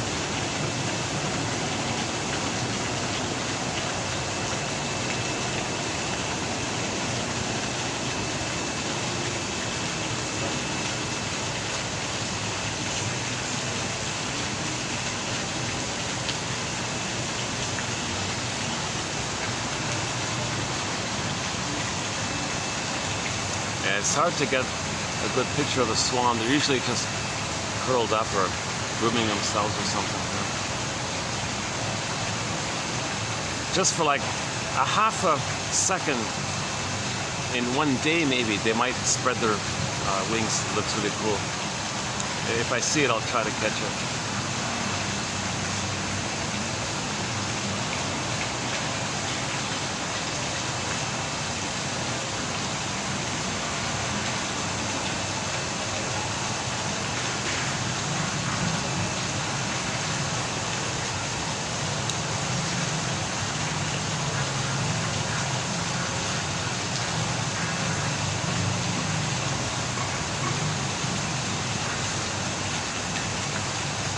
Okay, so if the person is traumatized post 18 months, 18 months is the critical kind of stage where narcissism dissipates or shadows away. So if they're traumatized prior to 18 months, they're still in the narcissistic mode. So it's all about them, they're the center, they're entitled, it's all about them. Others are things which they use and siphon and suck. And if someone gives them something, well, it's theirs anyways, it's supposed to be theirs anyways, they're angry at the delay. They think they own things, and others are things which they use. Hence the emotional vampire. Hubbard jokingly calls it the emotional cannibal. My goodness. I mean the oral greed, right? The metaphorical. He's kind of funny. He's a character. He wrote that book in 1906, so keep that in mind. I just found it this morning coming out, so we'll have some quotes coming up from him.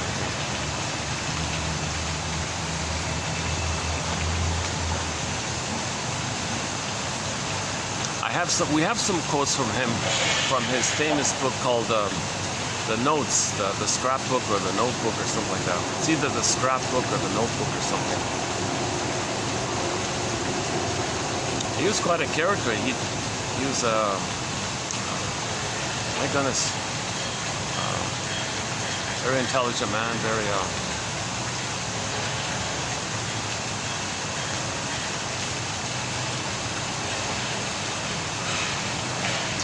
you know, one thing he says something that Karen Horney says. Here's another strange quote. It's coming up in the future. Let's see if I get it right.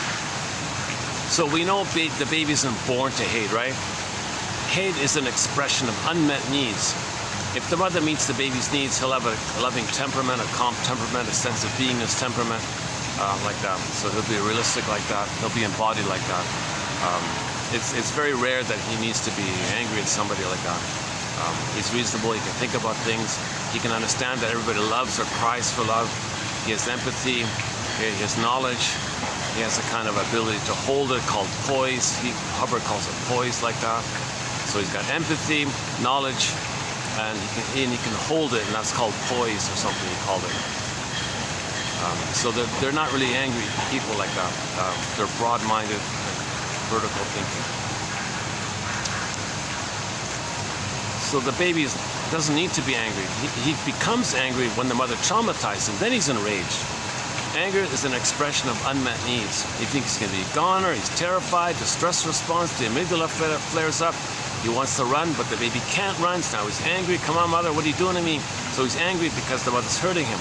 That's just the reaction to the trauma with the mother. That's not supposed to be like that.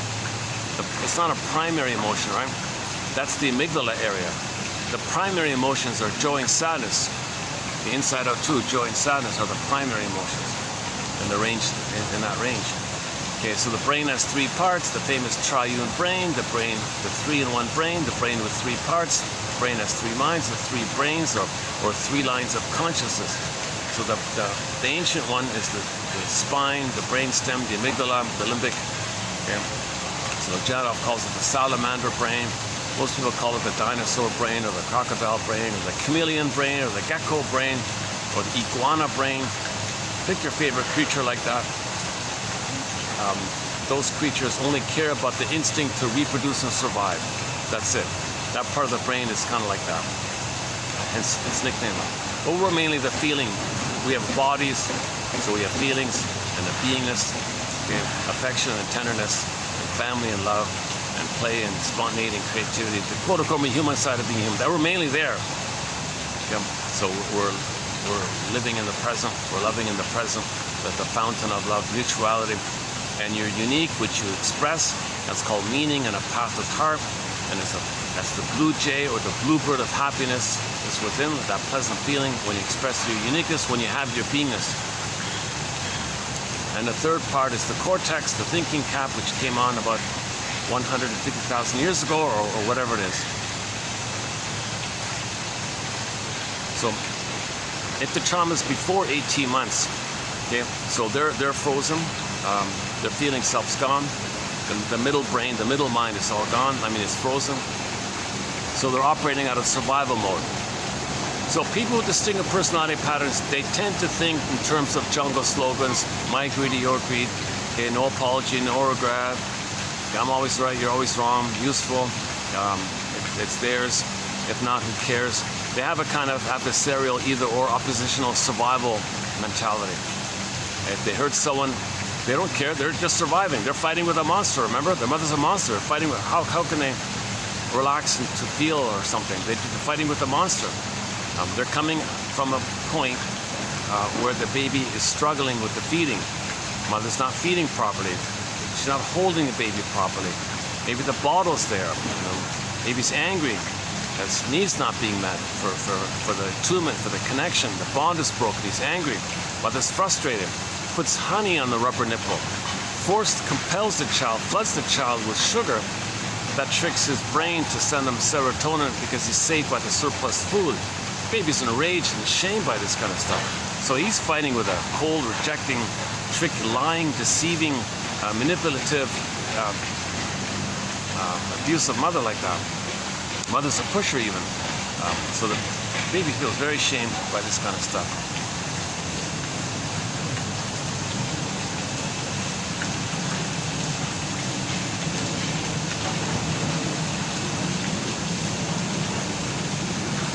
So those are distinctive personality patterns. They're famous for their jungle slogans, right? They're operating out of the first part of the brain. Okay. So because of survival, there'll be promiscuity without love and feeling and affection. So there's a lot of promiscuity there like that, or there can be. Okay.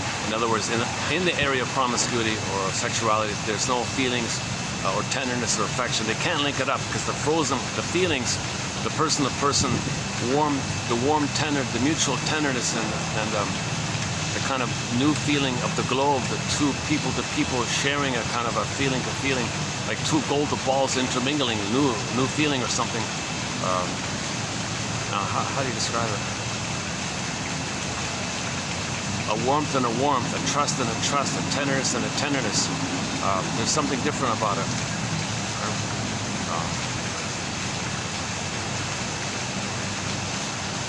Okay, so there may be the promiscuity because they're in survival mode, right? Promiscuity, survival, reproduce, just survive. Now the psychology is, in the Don Juanism or the Donahonism, is that they've identified with the aggressor. As a baby, they were allured by the mother and they're rejected by the mother. Baby had a great hope, it fell. They become the mother, they allure others, reject them. So they go around with their conquest, allure and reject.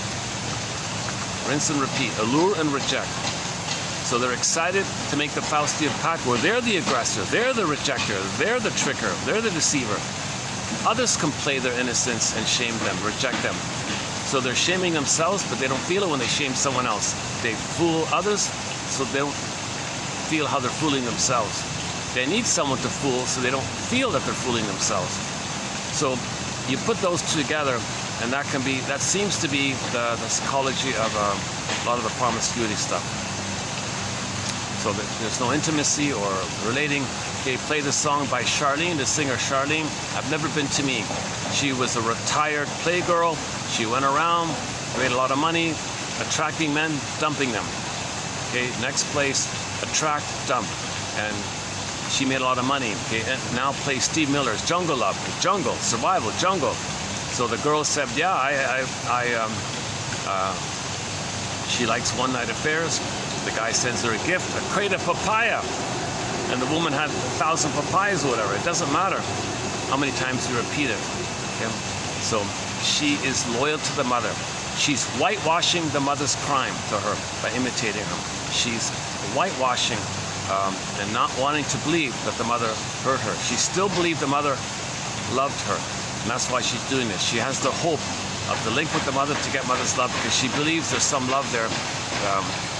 So she to get out of this, she's got to say to herself, oh my God, my mother didn't love me. Reality check. She didn't love me. She didn't have the psychic structure.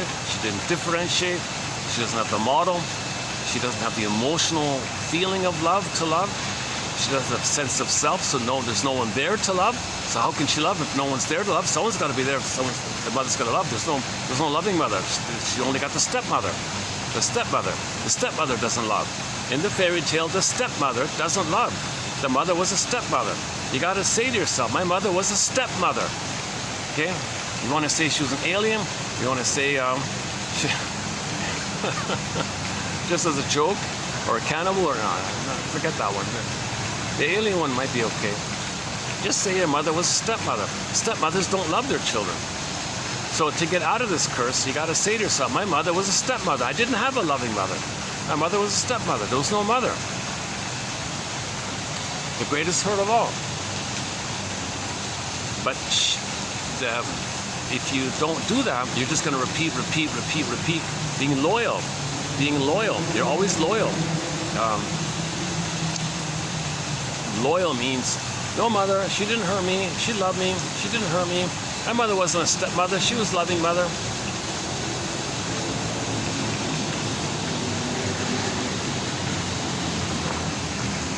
Now you get to that kind of empathy for the mother when you get her story. She was impaired, she was in pain, she didn't get the psychic structure. Now that's honoring the mother. When you say your mother didn't love you, you're honoring her. That's the paradox. When you want to, if you want your emotional freedom from this, you got to say your mother didn't love you. Then you're free like that. Then now you're relieved. The burden, the useless burden, the dead cargo, it's gone. You don't got to be stuck still trying to save the mother or tell the world what she did to you.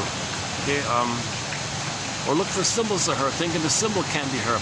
You're free from that neurotic, dysfunctional stuff. You can enjoy the present now.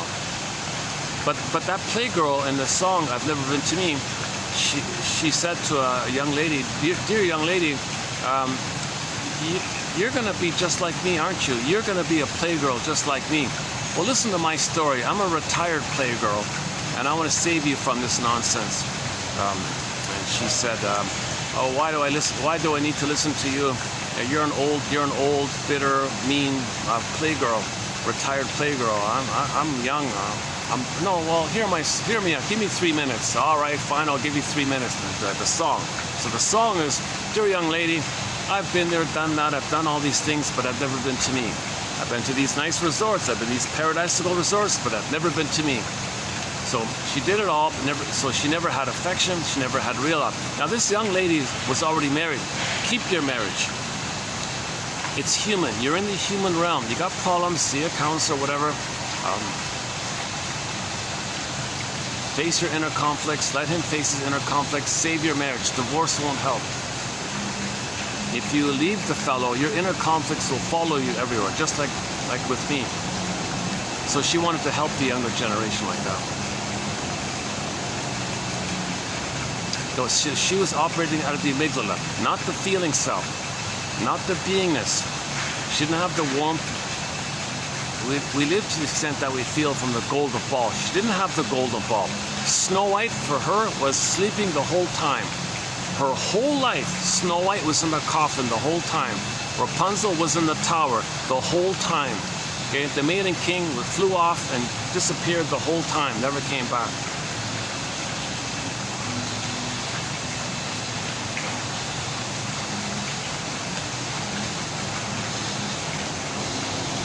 It's so noisy around here. The couple beside me, they're talking. I can barely hear them, and they can barely hear me. Huh? My goodness.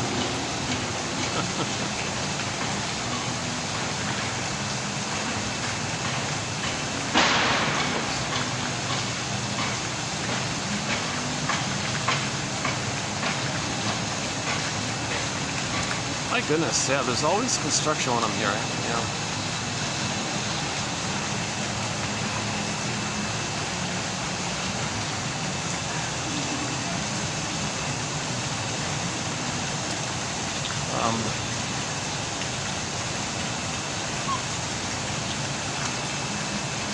Okay, so in the stinger mode, they've got the narcissistic quality, of course, so that's why they can't apologize.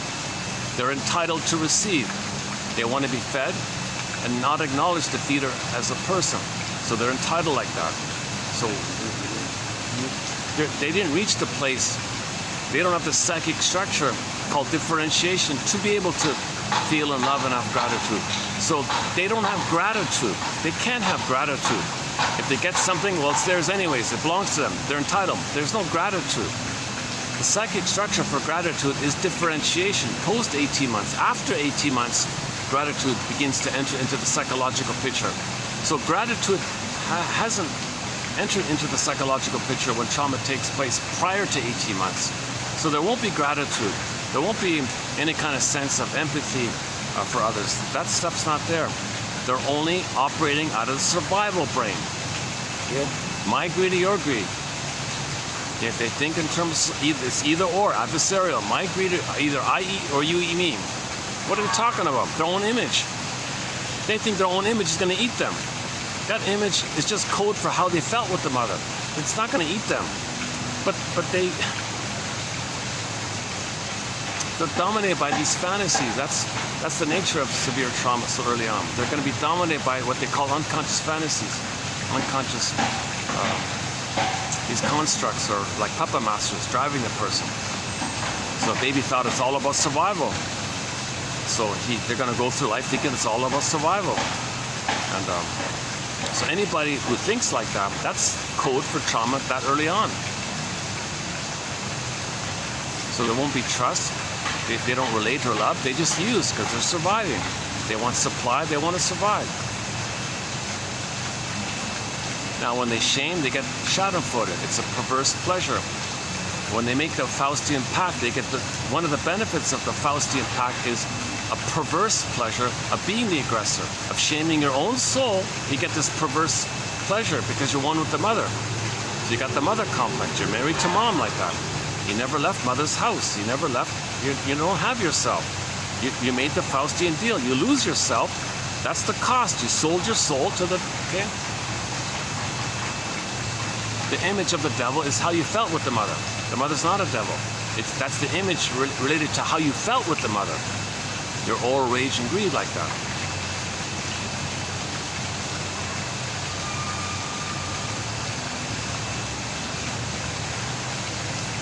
Okay, so the humor is very dark humor.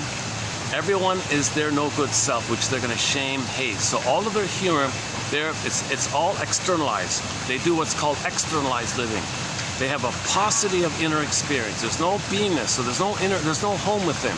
So all of their attention is out. They're always blaming and scapegoating and blaming and all they do is look out. They can't look in. They cannot look in. They got to look out. Okay, so they're always looking out, looking out. Who are they going to shame, hate, say who's no good? He's no good, they're no good. They're always going to find fault and say it like that. Everyone is no good, or they might be dangerous.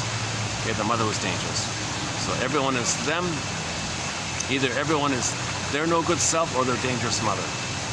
So everyone's no good and dangerous like that. So they got to shame others or think they're dangerous. That's their mind. They felt no good. Mother was dangerous. So they think everyone's like, because the oneness is fused.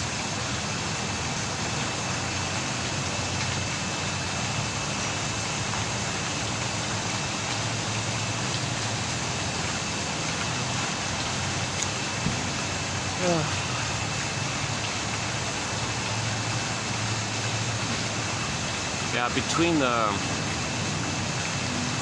fan and the slight breeze, I can hold out here, you know.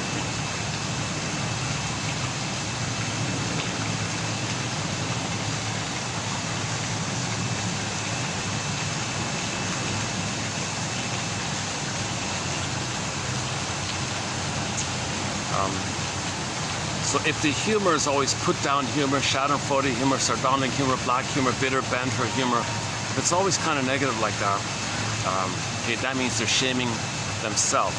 Others are them, they're shaming themselves. They're shaming themselves. They see others as them, they shame them, that's themselves. They're shaming themselves and others. But when they shame others, it makes them unaware that they're shaming themselves. They're the mother who shames themselves. The mother shamed them, they're that shaming mother who shames them. To make them unaware of it, they externalize it as a distraction trick. It's their attention is out, so it makes it so that their attention isn't in. So their attention is out. That's externalized living. They can't do inner living. They do externalized living. So So they're always blaming or hating or shaming or accusing others. They don't look within like that. So that since they can't look within, they can't tell the truth, they can't free associate, they can't make an I statement, they can't be vulnerable or share intimacy, nothing like that. So their agenda is always dedicated to how to fool and deceive and manipulate and lie and twist. So they'll promise to get a supply, supply. They don't mean what they say, they want supply. They're in survival. Why should they mean what they say? They're only in survival. If the baby's fighting with the sea monster, he's just got to survive. They think like that. So they have no regret or sorrow or sadness that they lied or fooled you. They're just surviving. So they have no clue to any kind of responsibility in that kind of area. They just think they're just trying to survive. They think like it's just a jungle. Okay? That's a sign of trauma. If you think like it's just a jungle, that's a sign of trauma. It took billions of years for the hominids to come on the scene. We got the cortex. Come on.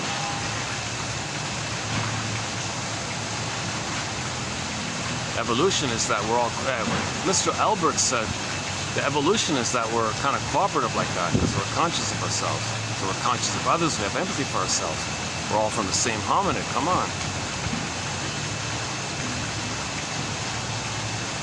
So just as hate is kind of like a perverse response to trauma, our adversarial plundering the planet, it's the same kind of thing. It's not natural. Somebody, no, plundering the planet, that's natural. No, that's not natural. That's a response to trauma. It's a reflection of the trauma. The mother plundered the baby's soul. The baby had a home within, a kind of an embodiment, like a home within, a psychic house, a soul castle. Mother stole it. You become the robber baron. You steal other people's land to reflect what your mother did to you. The outer is the reflection of the inner state. We're doing it outwardly to know the inner state. So look in the mirror and you can see within. So we're meant to look at our outer behavior as a reflection of our inner state. That's what Michael Jackson's song Man in the Mirror is about. You want the outer to get better, we'll start with the man in the mirror. Like look within kind of thing. Start with yourself kind of thing.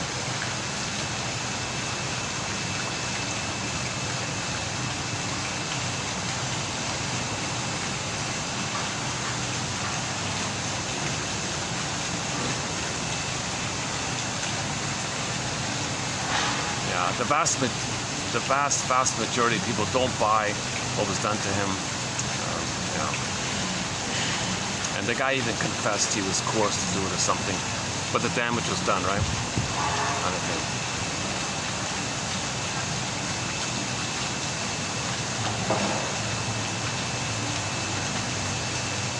So the theory was he kind of bit the hand that fed him, kind of thing, because he didn't like what they were doing.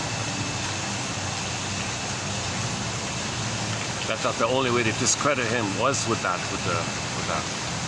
So there's a new essay. I just saw an article came out. What's it called again? Oh boy, I forgot about it. But some scholarly guy kind of spelled it out.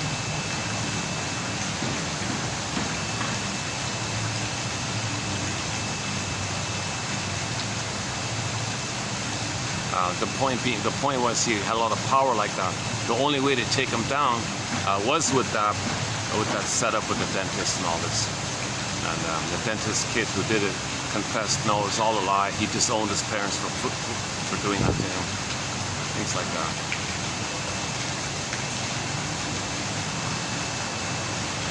It just doesn't fit. Doesn't make sense. I don't agree with that.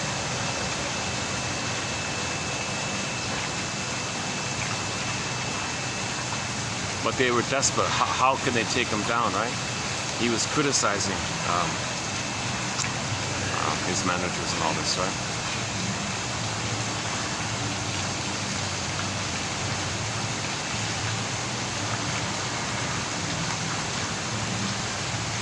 Yeah, I don't really know too much, I'll tell you the truth. I never really got into his music or anything like that, but actually the first time I kind of liked the Michael Jackson song was when I first came across Men in the Mirror.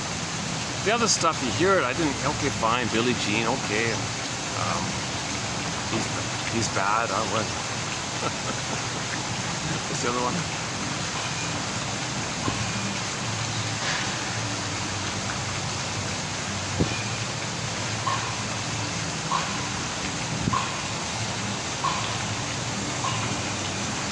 Oh, Thriller. Oh, Halloween, Thriller. Oh, yeah. The Moonwalker.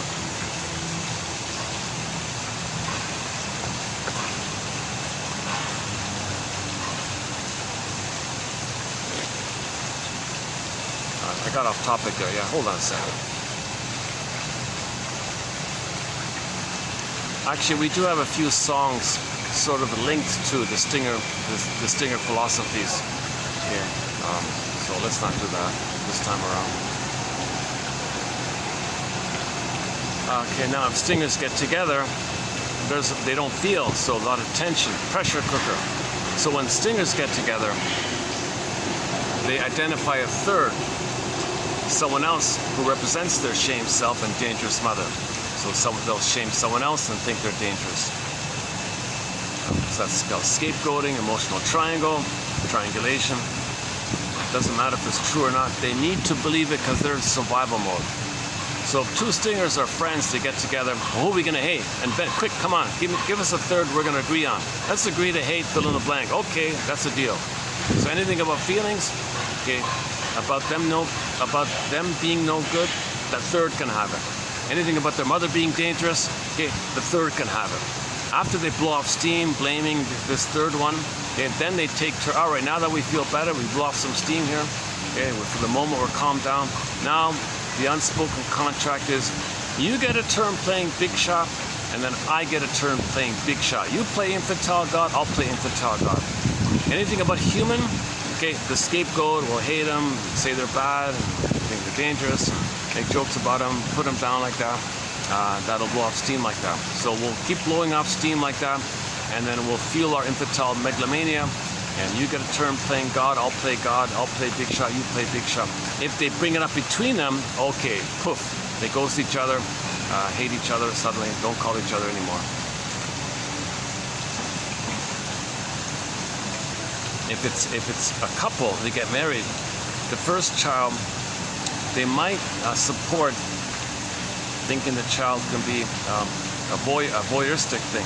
Hey, first child, you be a star. Everyone will see you. We'll think we're being seen because you're our property. If they see you and admire you, that's admiring us. It makes us look good. So the first kid might get all the support. Doesn't work, whatever degree the child is a star like that, it's not going to heal them. So meanwhile, they got a lot of pressure building up. Okay, second kid comes on the scene. Okay, they dump on the second kid. So the second kid's going to be scapegoated. So the mother will traumatize the baby, make them naughty to give the parents the opportunity to use the slogan, spare the rod. That's just a camouflage to blow off steam on the kid. So that kid's scapegoated. The third kid comes on the scene. He wants no part of it, so he's kind of lost. Might be in the library or something. The fourth kid comes on the scene. He's considered to have the most freedom. He might make some jokes and blow off steam using humor, so he becomes the mascot. So in one family system, you got the four kids, the hero, scapegoat, lost one, mascot. This is Sharon, what's her name again? Sharon Shagger, something like that. That's not to say every family follows those 4 steps, but typically one kid will be scapegoated. If it's an only child, he's got a lot of pressure. He's got to redeem them. He's got to be the scapegoat. He's got to make them. He's got a lot of pressure. The only children have a lot of pressure on the parents. He's got to absorb their hate and pain. He's got to carry it. He's got to keep the parents together. He's got to redeem them by being a star, and he's got to be a failure to please them, and he's got to be a star to please them. Oh, he's got a lot of pressure, the only child.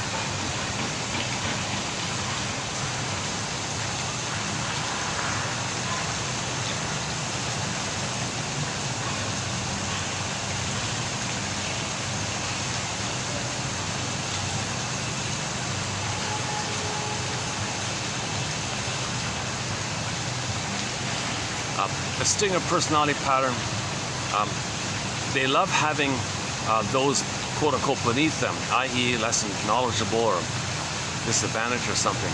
So they want flying monkeys and donkeys and coattails and duped rescuers. Oh, they love duped rescuers. Okay, stinger personality patterns love to have a codependent around trying to save them and cure them. That's a lot of supply like that. So they get the shame on them, dump on them, while they're seen as a placenta to metabolize their waste, but the person tries to love them and help them.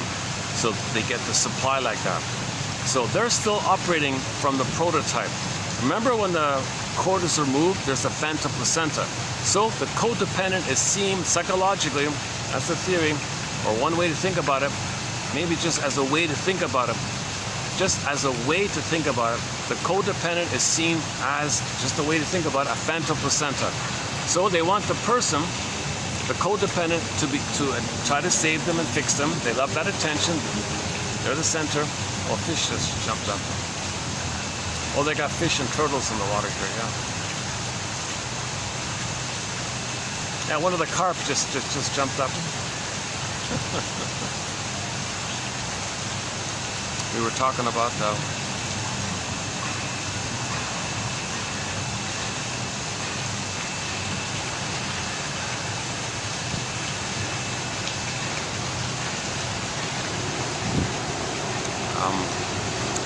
yeah, so stingers love having codependents around.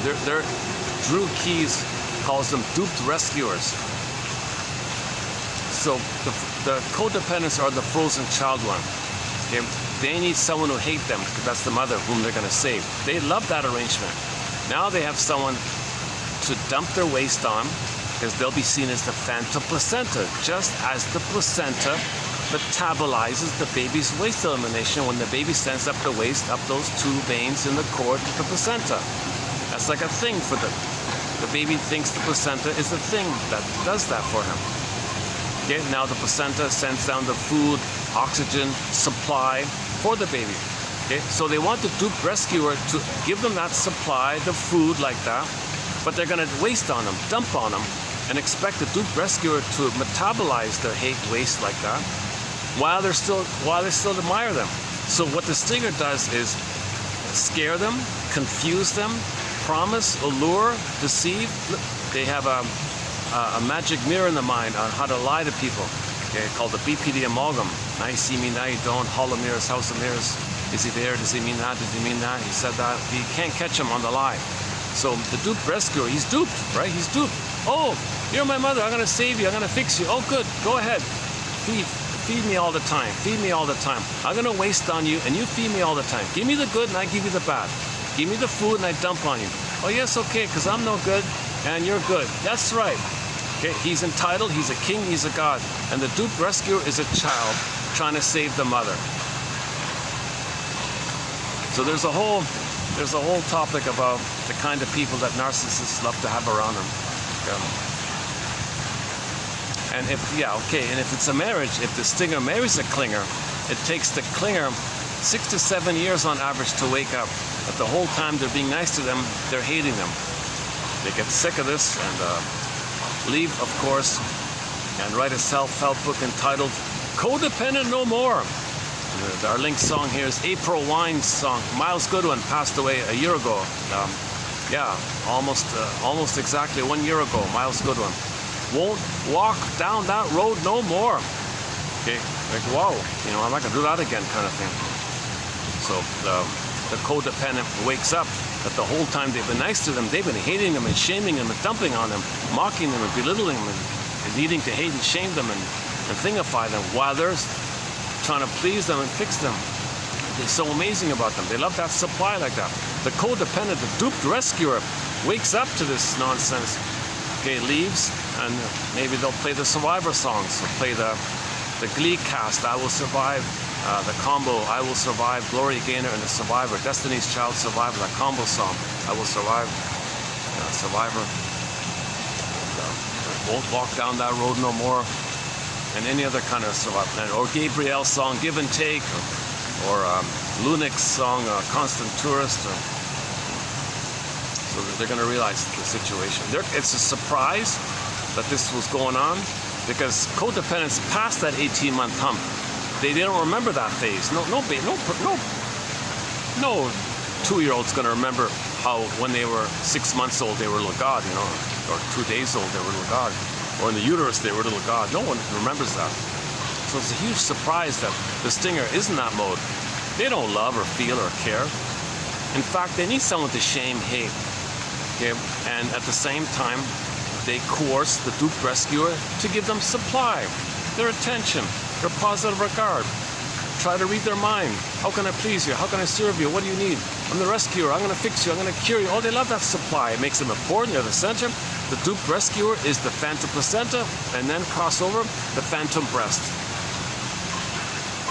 And they own the breast. Remember, the baby owns the breast, so they own the breast. And they can be aggressive if something goes. So, back to the Twilight Zone, where the woman sent the Doberman pincher on him.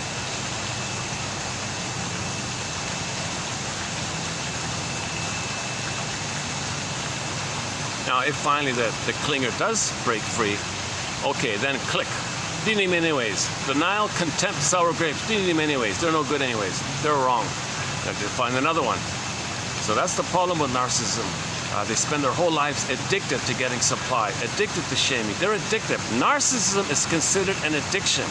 They're considered to be in a hypnoid trance, and they're addicted to this brain chemistry where they think they're in the uterus, like in a blissful feeling that they're floating around like a god like that. That's the theory. Babies have a blissful oneness feeling, an oceanic ecstasy, even one guy calls it. Okay? That's part of the Faustian pact. When they shame themselves, they maintain the trauma bond where they're still one. So that's part of the appeal or the allure of the Faustian pact. They get addicted to shaming their soul and other people's souls.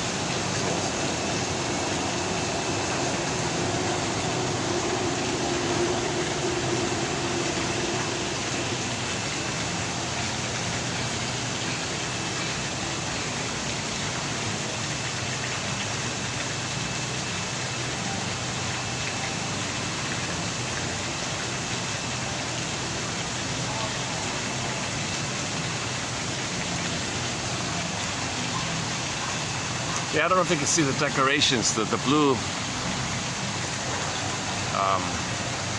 The staff made the little ghosts using a blue cardboard paper or something. I've never seen blue ghosts. Sort of like a light blue kind of color. Yeah. Looks pretty cool, yeah. It's pretty cool.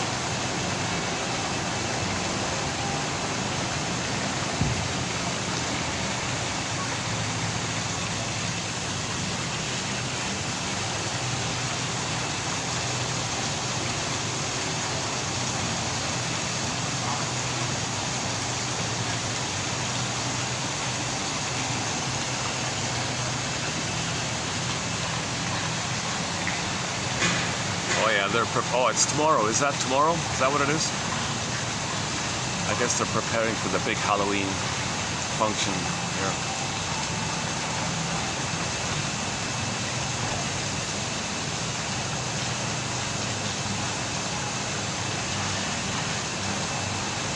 Somebody made the comment, if there's a costume party, people can dress up as a character, and it helps them to express their disowned self, their double self. So they have permission to act like the character a little bit, to get in touch with their feelings like that.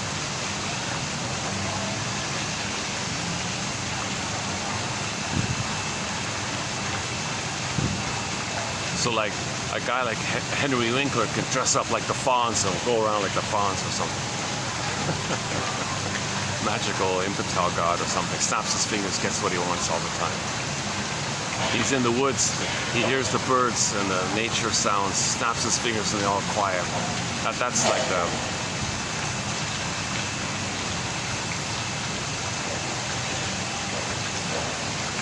That's the baby, whatever the baby needs, he gets automatically. That phase.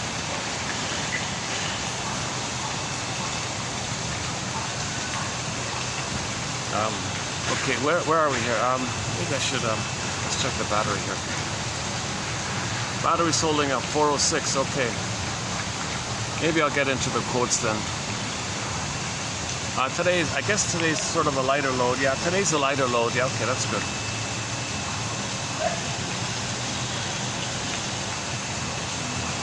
Now the clingers and the pleasers, you know, the duped rescuers and the frozen childs and all that, they can make I statements. They can grow together. They're still on the developmental path. They didn't make the Faustian deal. The Faustian deal means you forget about human development, just play infantile God. The clingers, they didn't cross over like that. So they can go forward to I'm okay, you're okay, to mutuality. So they can. So if two clingers get married and they're conscious of their condition, they can make I statements, they can speak honestly, they can share intimacy. Might be messy. There may be moments when somebody regresses to the stinger mode, and they come to their senses to the clinger mode. So they're kind of helping each other like that. Stingers don't care about, don't bother with that stuff. They hate that stuff. They hate their slogans. I hate weakness. I hate sensitivity. I hate vulnerability. The whole patriarchy attitude like that, people would describe it as a sign of trauma.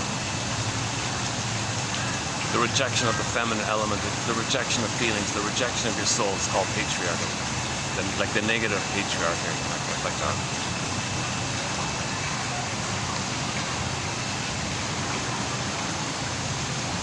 Actually, this first quote is a little bit about the internal model, right?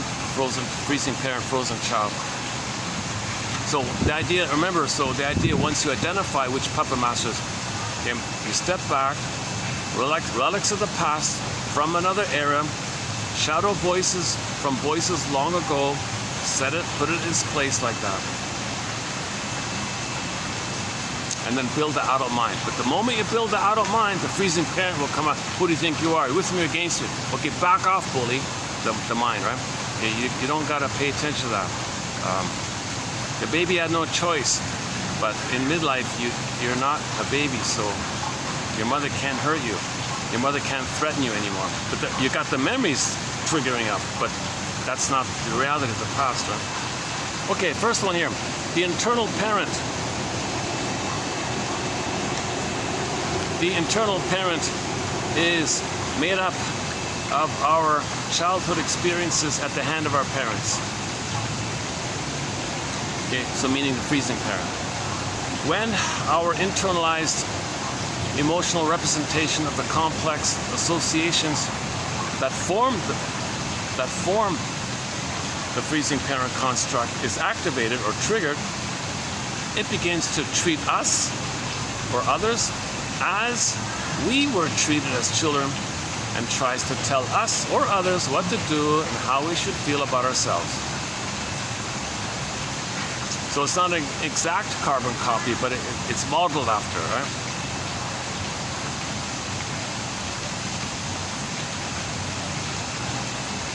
Okay, the creation of the internal freezing parent occurs at the same time as the creation of the internal frozen child, and they are linked.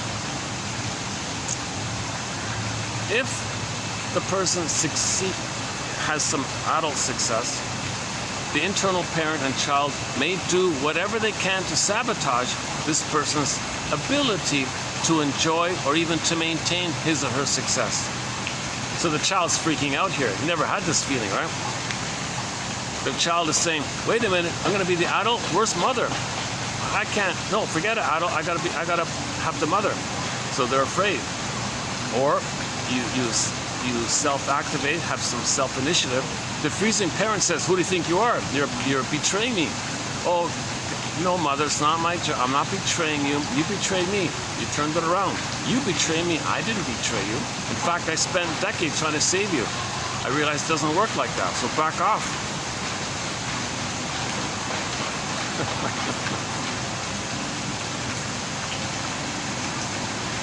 So enter Masterson's axiom. Self-activation triggers the freezing parent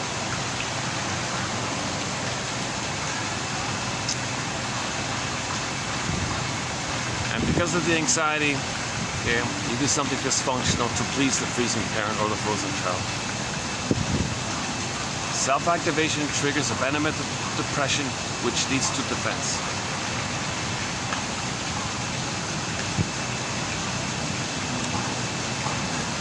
Okay. So the freezing parent, frozen child will attempt to impose the familiar. But keep in mind the word familiar. The first part of familiar is familial, family, familial. The second part of that word is liar, the lies. Family was filled with lies, that's familiar. The freezing parent, frozen child is familiar. The family with all those lies. Mother can't tell the truth. Remember, mother can't love. She can't tell the truth. If the familiar is being, a no-good child and all this, then any form of success will feel unfamiliar and thus uncomfortable. So enter the image back to Saturday, where the authentic self occupied the condo, and it was a little shaky like that. He said, no, I'm going to be here. Yeah. So he made himself comfortable with the authentic self. We don't see the transition of how he might have been uncomfortable. That Saturday episode only shows you kind of like the conclusion. They don't really show you what led to it all.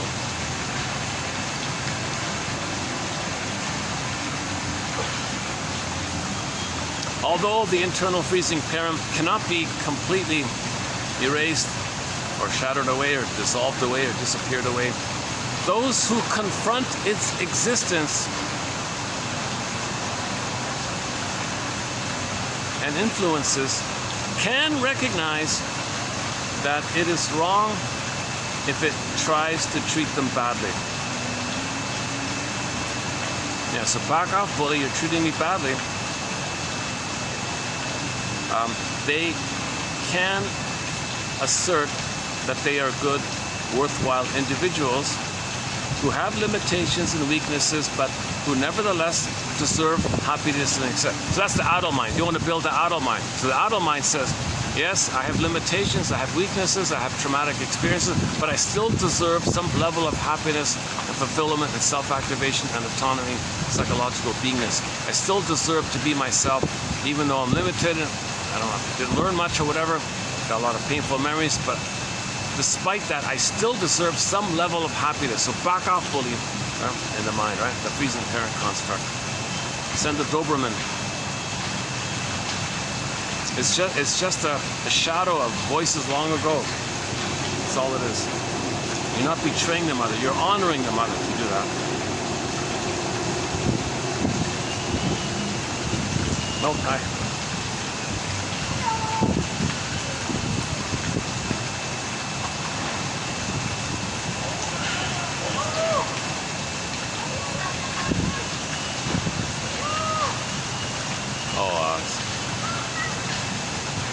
It's okay. They want to feed some mother with their kid. They want to feed the swan.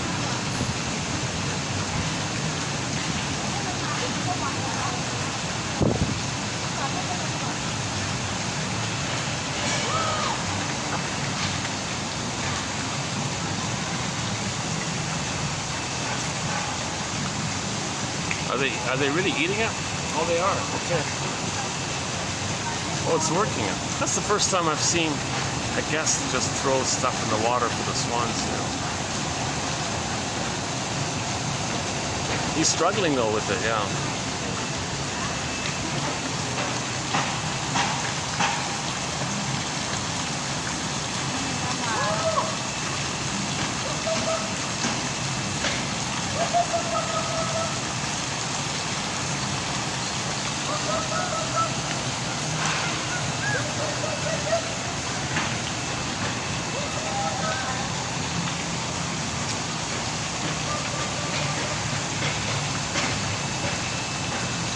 Swans are trying to eat the leafy, something leafy, like a lettuce or something. But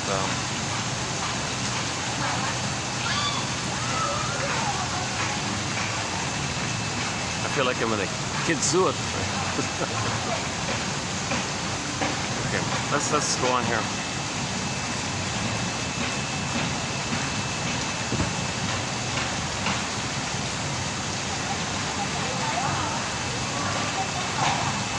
Okay, so it takes time getting used to having an authentic self, having self-esteem, having a self that you're good and worthwhile.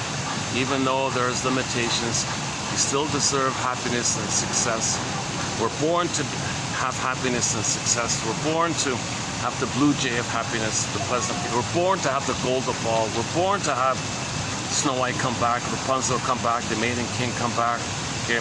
Odysseus gets back home to Ithaca, Penelope comes back, the golden ball comes back, Joy and Sadness comes back, Joy runs the console, Joy was at the console, Joy got souped away, Joy came back. We're meant to have joy at the console. That's the natural state of affairs. We had it, we lost it, want to get it back. Lost and found. Those who can confront it and begin to control the influence of the internal parent, even if they have difficulty accepting or feeling good about themselves, will increasingly discover self-acceptance until finally, one day, with conviction, they can proclaim, I am okay.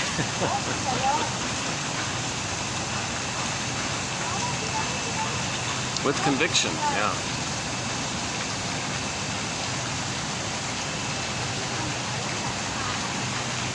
Every person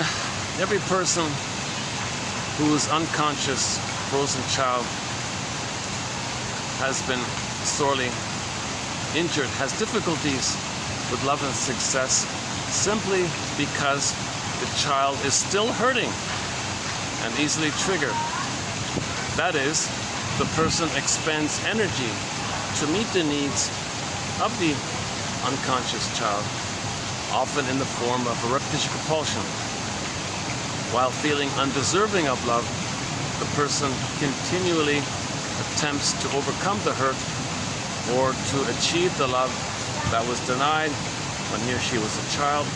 The need to repeat and re-experience may be due to unresolved unconscious forces repeatedly demanding entry into consciousness. Okay, the last line is the important one. We repeat because we're trying to make the unconscious conscious. We're trying to remember, make the unconscious conscious.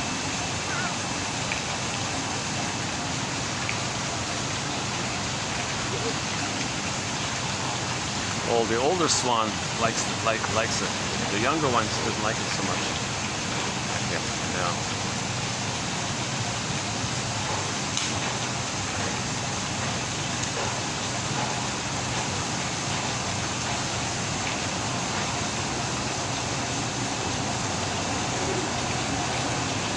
Let me give these people more space here. Hold on a second.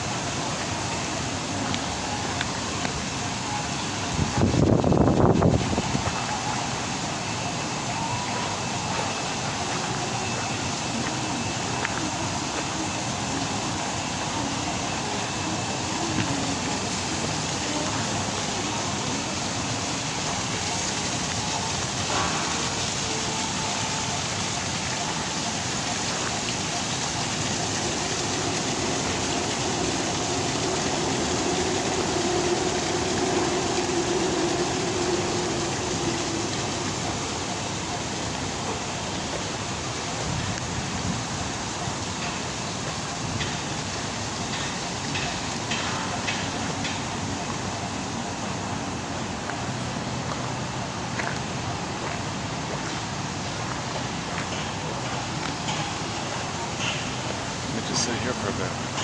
Still there. Oh, it's still there.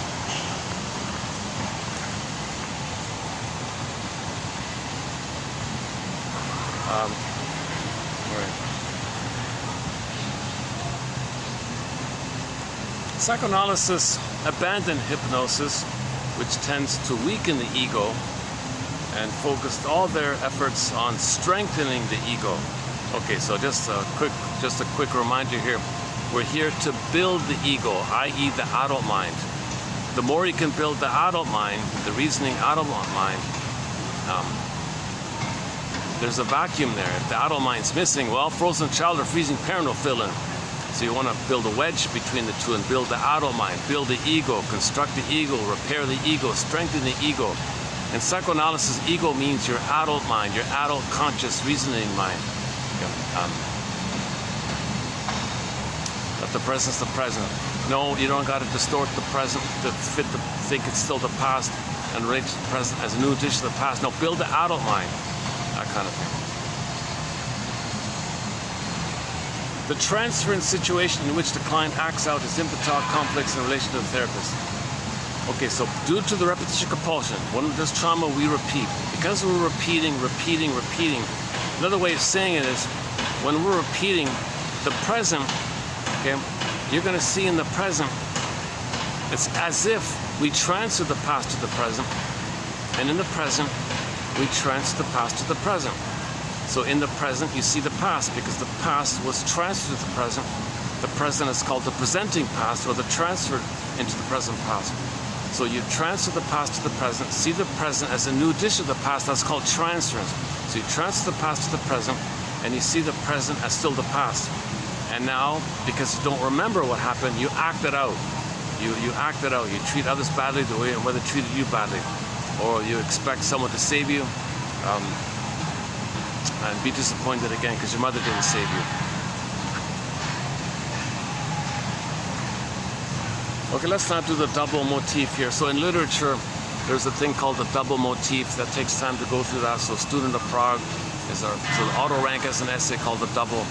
Let's not do it here. But his point here, this quote here, is usually in literature, there's a friendly, cooperative relationship between the protagonist and the double. So the double is everything about you that you don't know. Create a character that's your double self. So you dialogue with your double self. It's a way, it's a therapy way to get to know yourself, reclaim and own what you see. So the double character is a personification of everything about you that's repressed, unknown to you, your gifts, your treasure, your knowledge of your trauma, who you'd be had you been loved. You put all that together and you create another character called the double self. It's pretty, it's very energized, it's got your gold, it's got your authentic self, he's alive, he's strong, he's got poise, he's got empathy, he's got play and gratitude, all the normal stuff that you lost. The double has it. So you want to befriend the double and reclaim it. Now in the Student of Prague story, the message was he didn't do that, basically. But in most literature stories, you see that dialogue, like the Phantom of the Opera, or in the film, that uncertain feeling, where the lady dialogues with the artist, who's her double self, and so on.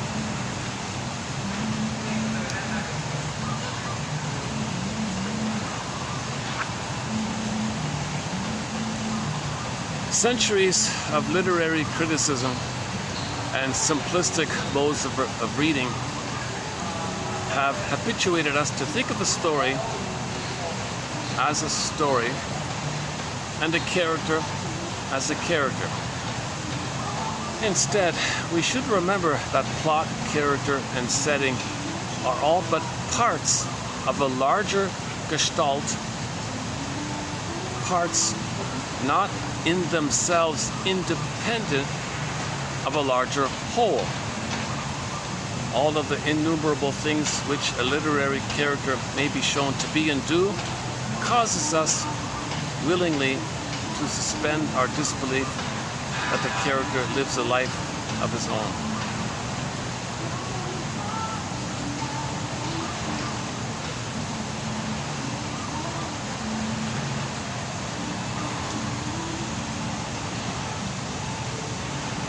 So if you watch an episode of The Twilight Zone, just think it as a gestalt kind of thing, you know, like a dream and it's all part of you or something like that, rather than as distinct, separate entities like that. It's all kind of connected.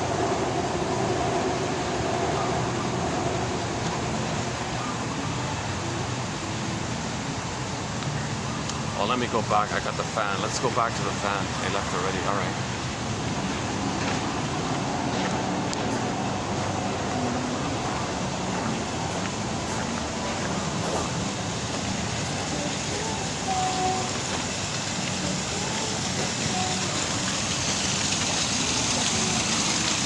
Ah, these are real. All right.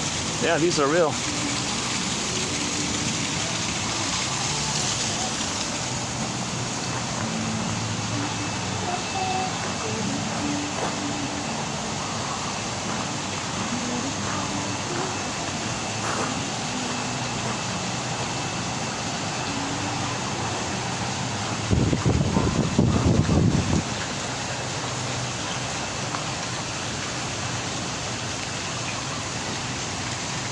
kids were so young, I don't know if they'll remember that experience. Maybe the two mothers enjoyed it more than the kids, I don't know. They were only like 2 years old, or maybe less than 2 years old, like a year and a half or something. Yeah, I don't think they're gonna remember it, right?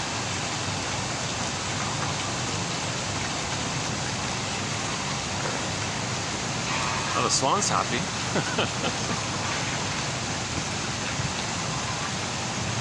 Okay, last one here, projection. A major chapter in our collection, projection. Projection is the means of bringing repressed, unknown, unwanted material to your consciousness. So, the mechanism of projection, that activity of projecting, imagine the film projection machine is within you. The contents on the film, on the reel, the contents belongs to you. The mechanism is within you.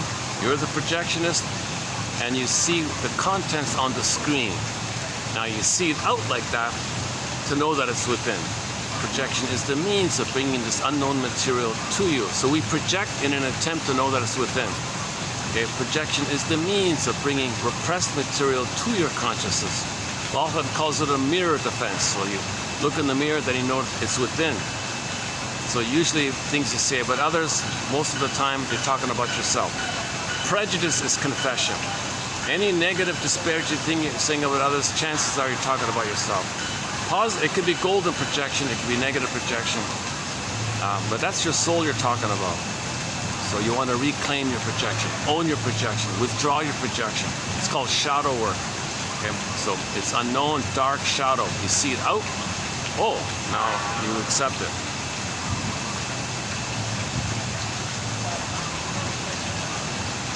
So everything's love or a cry for love. So when you see somebody, just think about, well, how are they crying for love? Now, when people cry for love, sometimes it's so hard for them to cry for love. What they do is show you what had happened to them.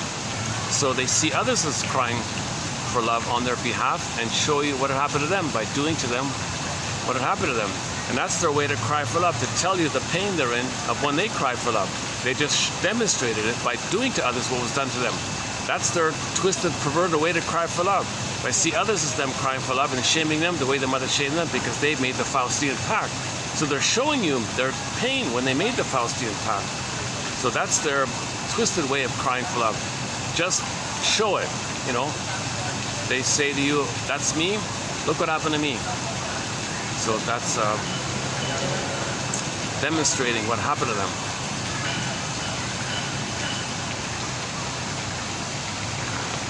We're all the same family, right? We're all meant to be cooperative and ethical with feelings and morality. That's when you have your beingness. That's when you have your midnight blue. That's when you have the maiden king. Remember the maiden king, the maiden is the feminine, that feminine is the king. Meaning your doing comes from the feminine, maiden king. That's a very key point they make, I think. If you have your embodiment, you make sense. You're ethical. If you don't have your embodiment, if you're disembodied, then you're not making sense because you're grasping on the outside, externalized living, hoping that some pint of ice cream can be Mother Sweetness back in the past. Doesn't make sense. Or you're shaming others on the outside because your mother shamed you and you feel empty inside all the time. So then nobody's making sense when you have a paucity of inner experience. So Karen Horney has a very good essay called The Paucity of Inner Experience. This is emotional poverty. One life furnished in poverty. Twilight Zone. Projection. Someone can project any qualities that are viewed as unacceptable to the self-image. Whatever it is, ugliness, selfishness, sinfulness, weakness, etc. Whatever you don't want to admit, okay, then you project it. Whatever it is about you that you don't want to admit, you don't want to know, it's too embarrassing, hard to accept, too painful to accept. What does it mean about you if you accept it? You don't want to know it. Whatever it is, whatever memory, feeling, belief, behavior, the use of a defense mechanism, the use of rationalizations, the use of doublethink, the use of the manic defense. Okay? Whatever it is about you that you don't want to know, you don't want to admit, you just say others have it.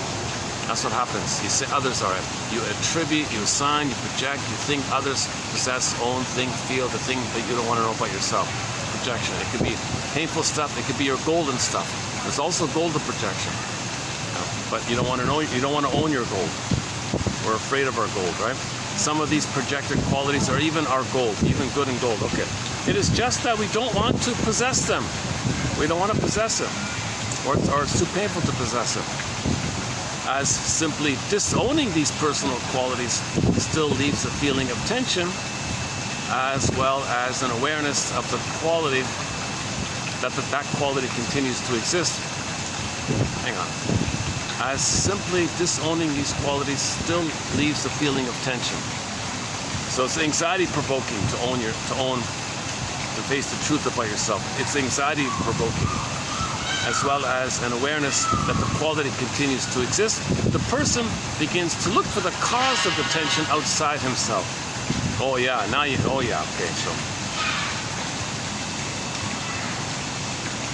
so now you're blaming something, now you're blaming others for your fear of knowing yourself. Right? He may then engage in projection and find a scapegoat.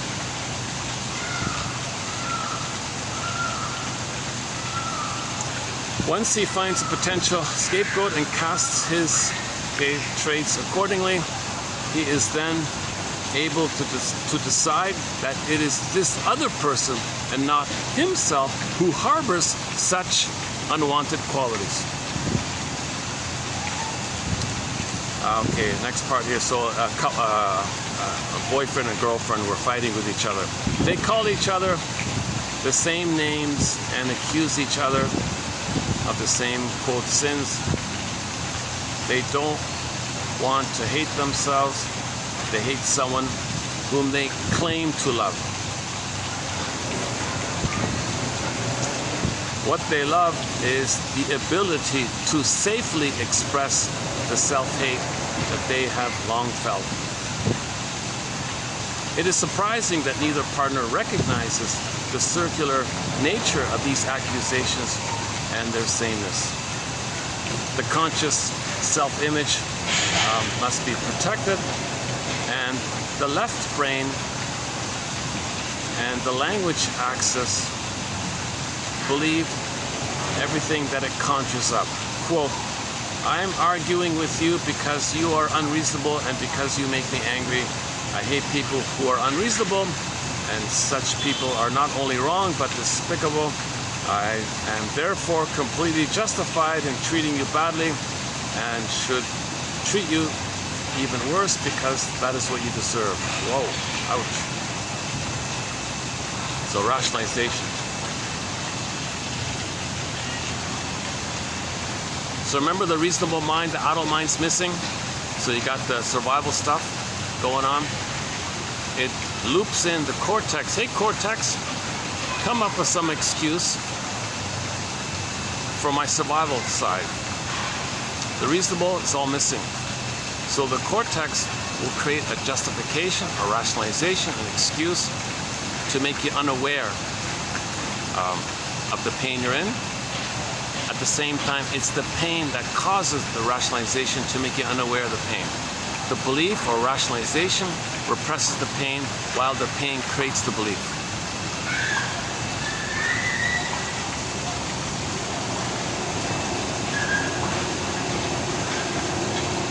In truth, however, he is yelling at himself. Sometimes fights are provoked so that guilt and projections can be safely hurled from one partner to the other. Yeah, so they deliberately look for the intensity of the fight to then give them an excuse to project and project. The spouse serves as little more than a blank screen on which they can project their own unknown face and then either love it or hate it, attacking their own unknown face. These individuals often have an unconscious self-image.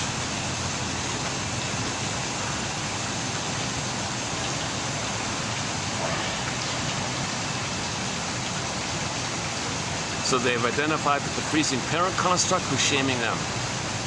See the partner as possessing their shamed self and treat them to make you unaware that you're treating yourself like that. So one quote says, you're actually almost as if you're trying to expel and get rid of your shame self by scapegoating the other who you think is your shame self. So you want to push out the other, thinking you're pushing away your same self. Doesn't make sense. That's your soul. You're actually hurting your soul. It has the reverse effect. You're actually reinforcing the premise.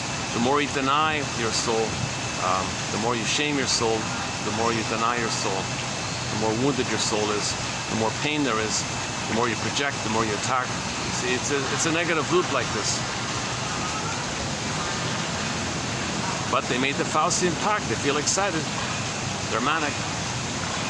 They become more externalized. They blame more. They scapegoat more.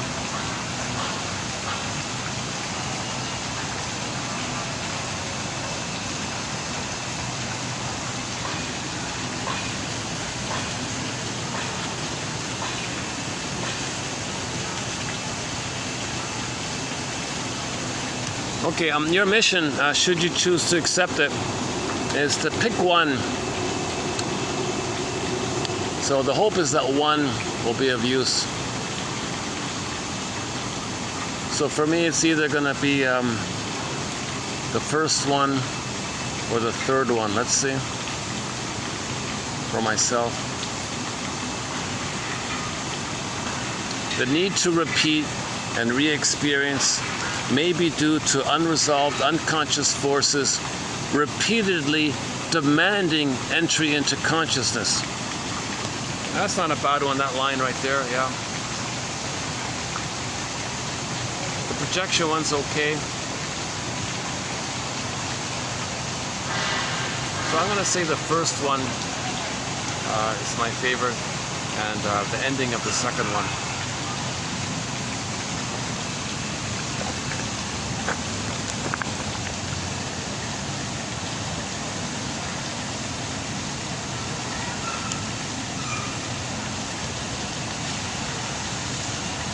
Yeah, okay.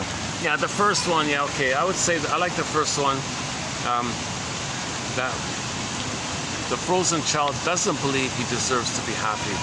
He believes he's supposed to be miserable because that's how he gets love with the mother, to be miserable. He doesn't have the right to be happy. That's breaking the deal with the mother.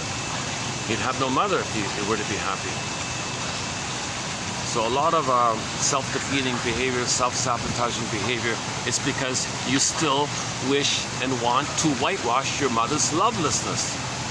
So to be successful, admit that your mother didn't love you. Now you're free. What a relief. Now you're like, oh, you're free. Just say, my mother didn't love me. That's the reality. You're kind of free now. You don't got to save her. You don't got to show her up. You just admit the truth. It's a kind of psychoanalytic tough love. It's a very paradoxical feeling. And you get to that place if you can get your mother's story. She was impaired. She was in pain. She doesn't have the psychic structure. She doesn't even feel love because she's got no person to feel.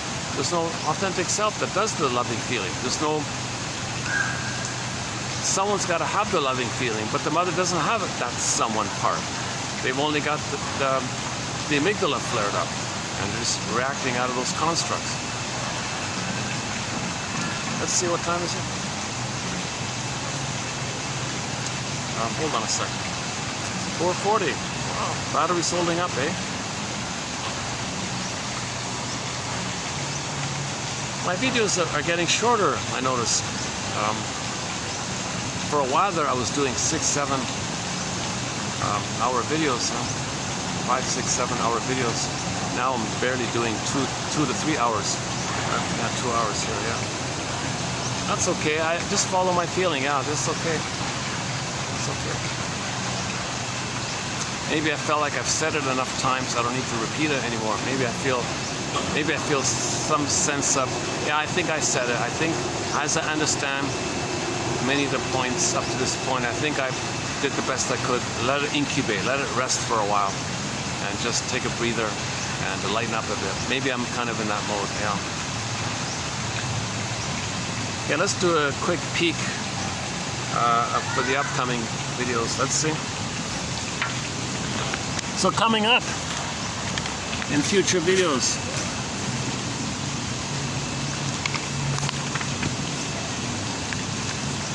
That's 16, right? Okay, and 17. Okay, so we've got some more from this Joseph guy in 17. Okay, and in 18.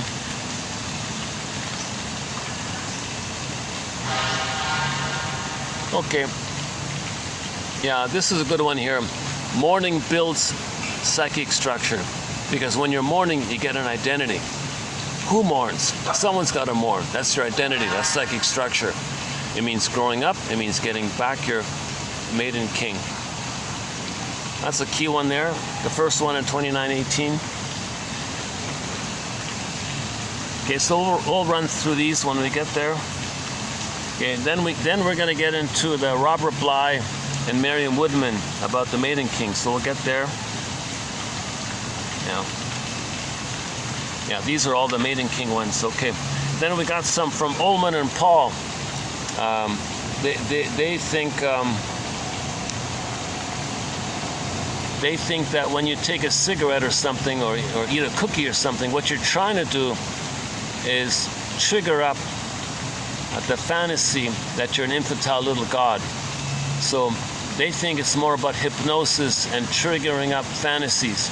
Not so much about medicating yourself. It's about triggering up the fantasies. Some from Love is Blind. Okay, Ullman and Paul. So those are coming up. Oh, Frenzy. No, we got one. Oh, someone's sweating. Yeah, okay. We got some quotes on sweating coming up. Ullman and Paul. Yeah, I got lots. Okay, we got a fair bit here from Ullman and Paul. More on sweating. Yeah, okay. This one here. Yeah, okay. This comes from like a pop culture self-help book. I thought I would include it.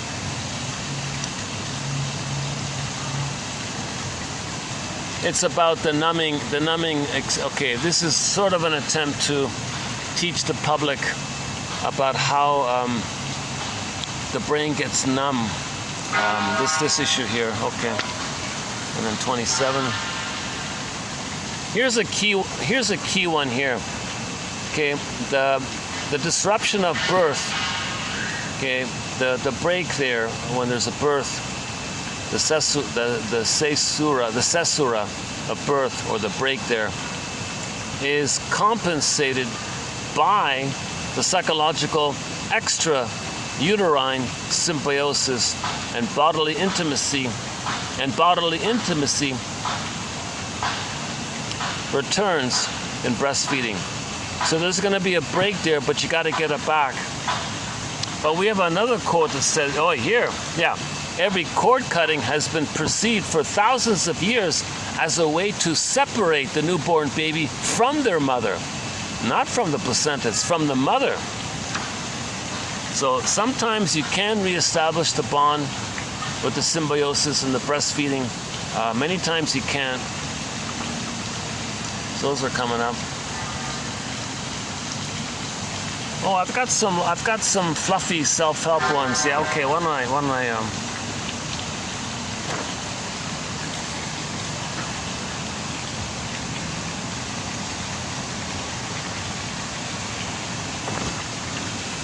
here's on the lighter end, 27 from a self-help book by Anne Schaef, Anne something, Schaef. We run through some of these. So this is typical fluffy self-help kind of self-help slogans. So she's pretty good with these self-help kind of slogans. Funny how I always see in others what I least want to look at myself. And that's projection.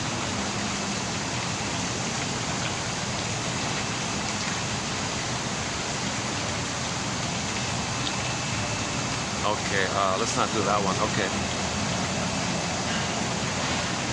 When we go for the fix, we don't get fixed. Yeah, So if you go for the pint of ice cream, you're not fixed.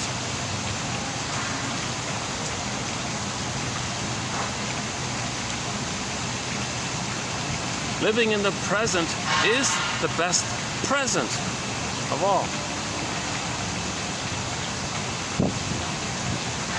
When I don't know where I am, I don't know who I am with. Our addictive, our dysfunctions turn us into sleepwalkers, going through life with a sleep mask on. Somehow I came to believe that if I just didn't see or feel what was going on in my life, it wasn't happening.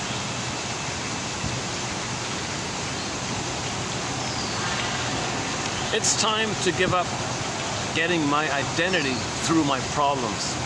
That's a good one. Yeah. I am more important than my problems.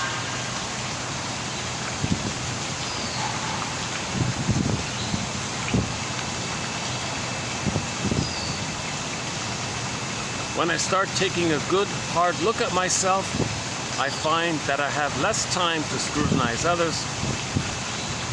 Oh yeah, the problem with all these self-help books is that there has to be a self there to help.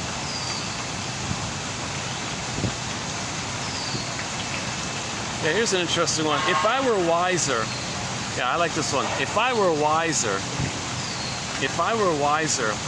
I wouldn't be where I am now. But of course, if I weren't where I am now, how could I get any wiser? Oh my goodness. That's quite a positive spin. Again, that's a funny kind of a positive spin. If I were wiser, I wouldn't be where I am now. But of course, if I weren't where I am now, how could I get wiser? That's my favorite one, I think.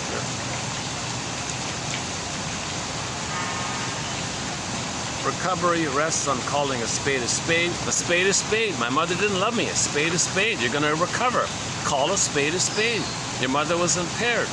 Call a spade a spade. That's recovery. Recovery rests on calling a spade a spade.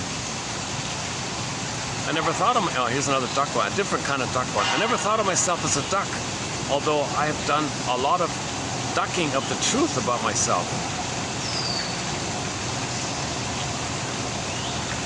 The truth, duck. I don't want the truth. So we're ducks. Different kind of duck. The process of healing is living the questions.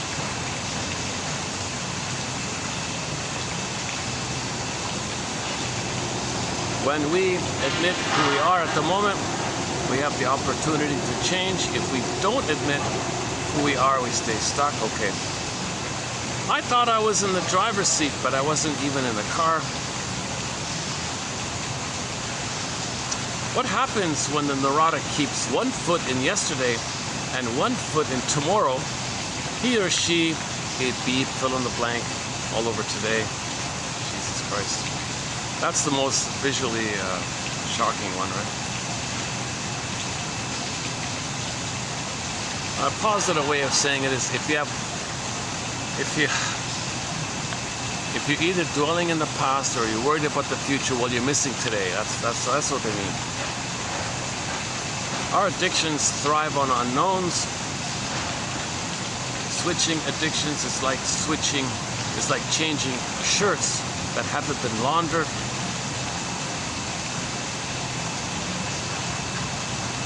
A sense of humor is the ability to understand a joke, and that joke is oneself.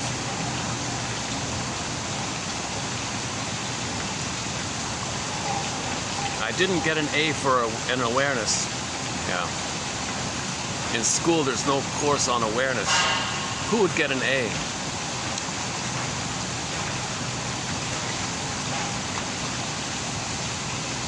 Addicts are experts at repeating something that doesn't work.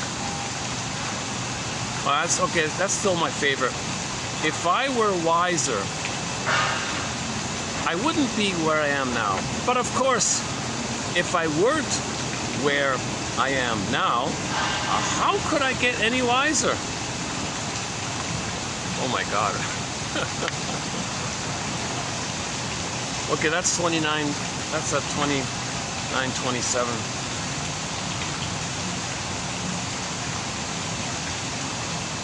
And a self, oh, back to Albert Hubbard. I've got one here already.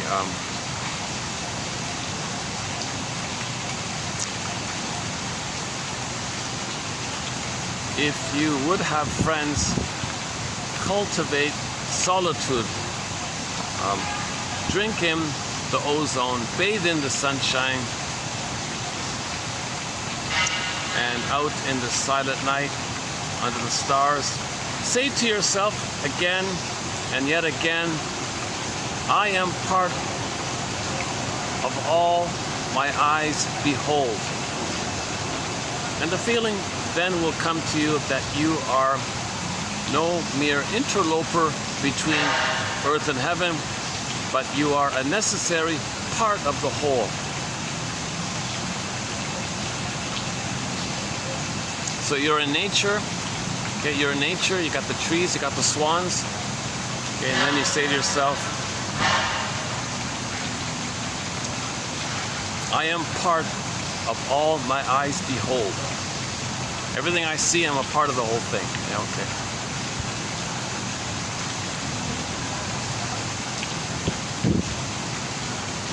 And plus, remember Ogmandino's poem, Nature's Greatest Miracle, the scroll mark number 4. Never in all of history was there ever anyone just like you, and never in the future will there ever be anyone just like you. So, nature's greatest miracle. The odds of any person being here are 1 in 400 trillion. The odds of any person being here are 1 in 400 trillion. So that's pretty, so we're all kind of chosen like that. Oh, hang on. Where'd he come from?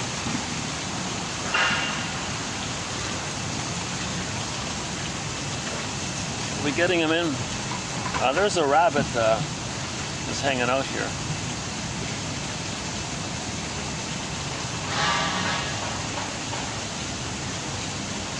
Hey, rabbit.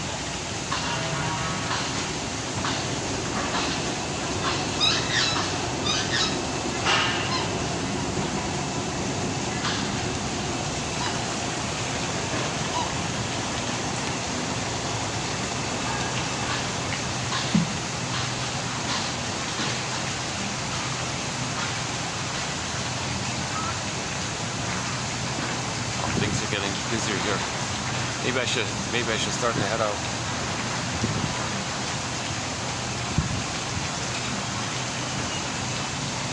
Yeah, okay. So this nonsense about somebody being chosen or special and someone's not, that's a sign of severe trauma, to take refuge in that belief that in the uterus you're a little god or king. See, in the uterus, you think you're everything, so you're the universe and all that, you're the God like that. Or another version of it is you're that the universe chose you and you're one with the uterus. So you're special like that.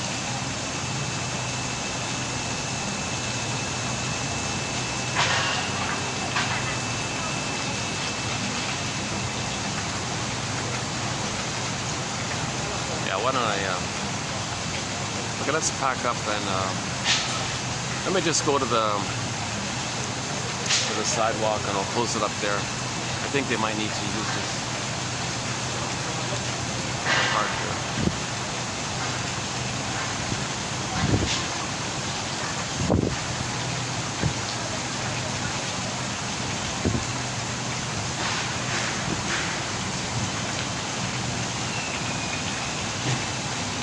Oh, they're testing. Oh no, they're just testing the outlets. The electrical outlets.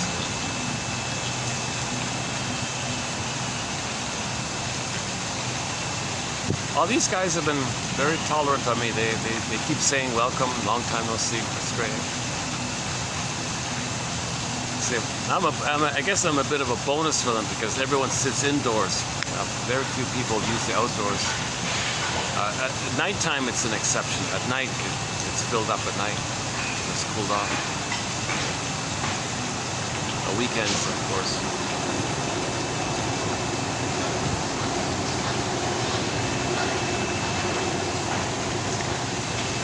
Yeah, so we were talking about the trickster energy, the rabbit energy. So the rabbit in Anansi, right? The trick, the rabbit. Hey, rabbit.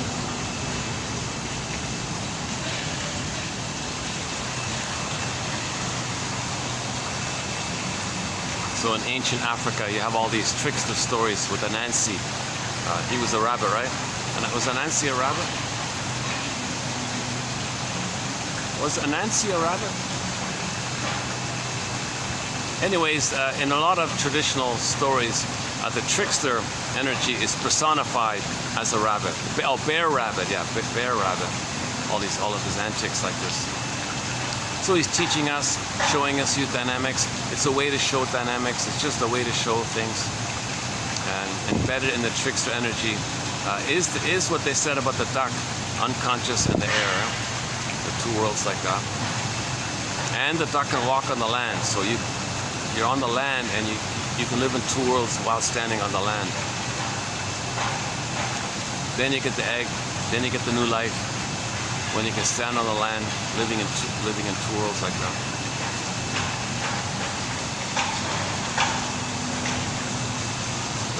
Okay, let's wind it up. Let's just wind it up here.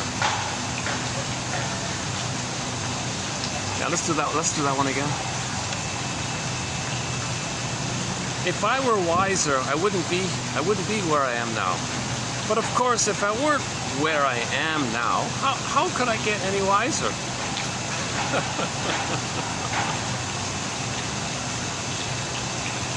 Okay, there's no answers. You got to live the questions, find the questions, live the questions.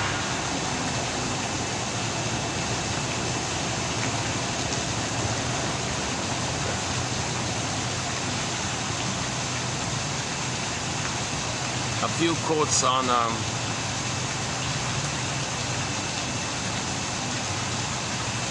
intensity versus intimacy. Some people don't do intimacy, so they look for fake intimacy by intensity. Where is it? Yeah, one shrink said, uncomfortable with intimacy, the client was always ready for the intensity of connectedness provided by an argument. So I knew that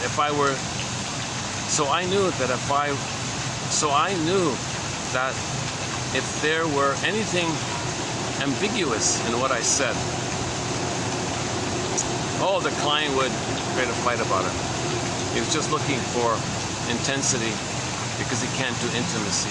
That's called the manic defense, right? As a defense against affection and intimacy, you create a fight to distract you and you get caught up in the chemistry of the intensity.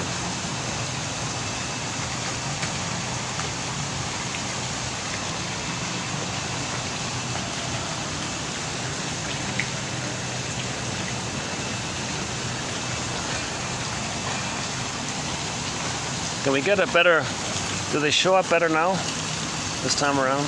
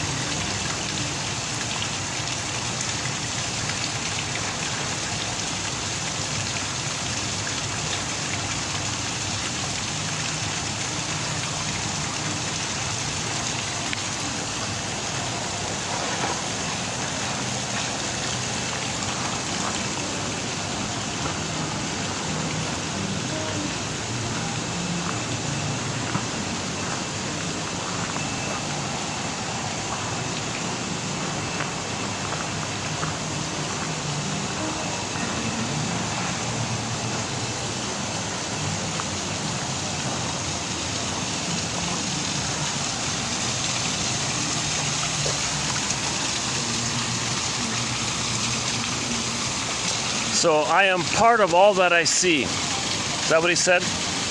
I am part of everything that I see.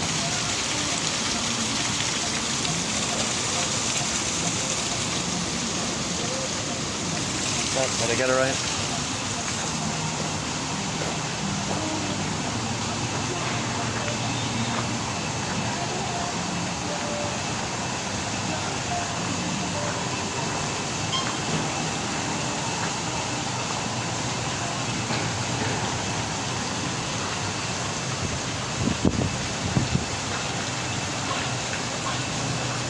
Oh, there's the rabbit. Let's see. Hey, rabbit. Bear rabbit.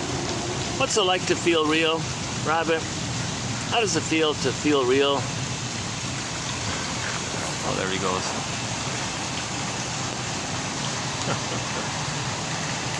They've got a stone rabbit over there. I was imagining if the stone rabbit could talk to the real rabbit, the stone rabbit. Hey, real rabbit. What is it? How does it feel to be real and alive?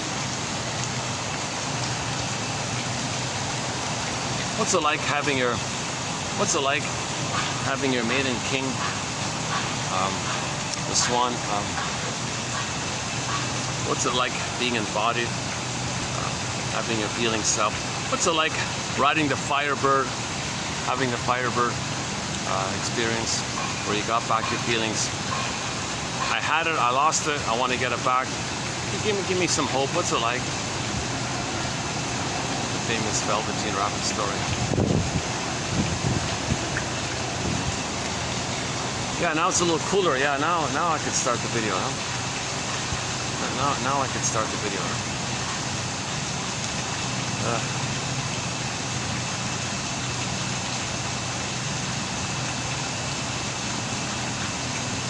Okay, so those quotes are coming up. The Ullman and Paul, the Maiden King one. A few from the ones we did a preview of Miss Shape one, and some from Albert Hubbard is coming up. Yeah.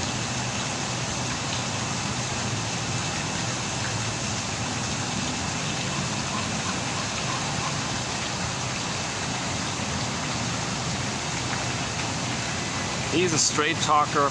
He's kind of like Edmund Berger a little bit, but this guy lived like in 1850 something.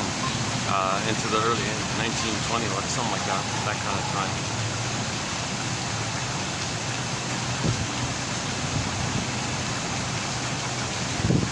And he predicts that there is a tendency towards healing.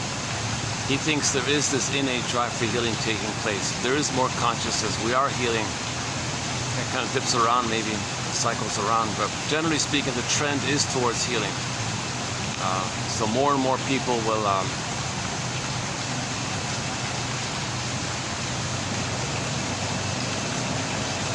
become conscious that there's a pin in the collar, you know. That's number one. Oh, there's a pin in the collar. Oh my God, I didn't know that. Now you're starting, right? This takes place at midlife when people say something's missing. Isn't there more to life? I feel like I'm living the provisional life, the unlived life. When does life begin? They're not mourning, they're not feeling pleasure. Maybe they feel ennui. Oh my God, ennui's a clue. In one of the Twilight Zone episodes, the billionaire guy said, gee, I got everything, and now I don't know what to hope for. I thought buying everything, I'd get mother's love. It didn't work. I bought everything. What more is there to buy? Now he says, my days, ennui fills my days and nights, he said. That's a huge issue with the ennui. We did 3 videos just on ennui. On what? It's more than what you would call the boredom. It's more than that.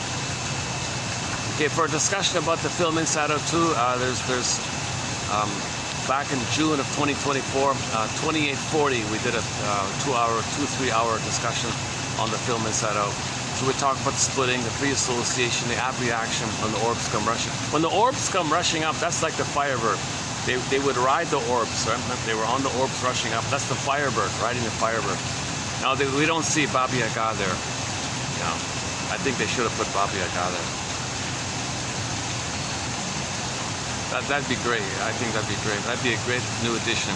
In any future Inside Out film coming up, I think they got to bring in the Baba Yaga story. Oppositional thinking, and make it clear. Now we see the resolution of oppositional thinking at the conclusion, where Riley had these opposite beliefs. Am I guilty? Am I not guilty? Is it my job to save the mother? No, it's not my job to save the mother. He had these opposite kind of things.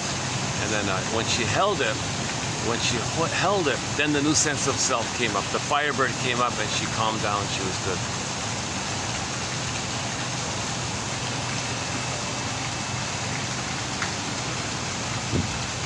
I see this. Okay, there's really a... Oh, hang on. We got he flapped his wings for half a second. I think I missed it. Yeah, there's clearly a big production taking place tomorrow.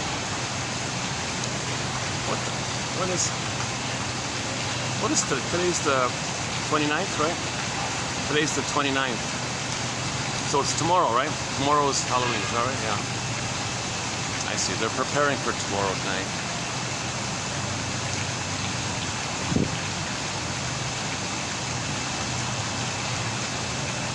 Oh, they gotta hide. Oh, there'll be Easter. There will probably be an Easter egg hunt for the kids. Yeah.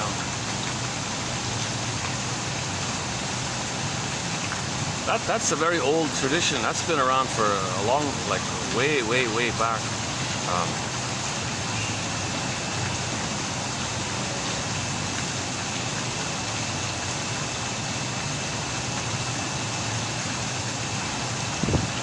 Says Robert Bly, yeah. I heard.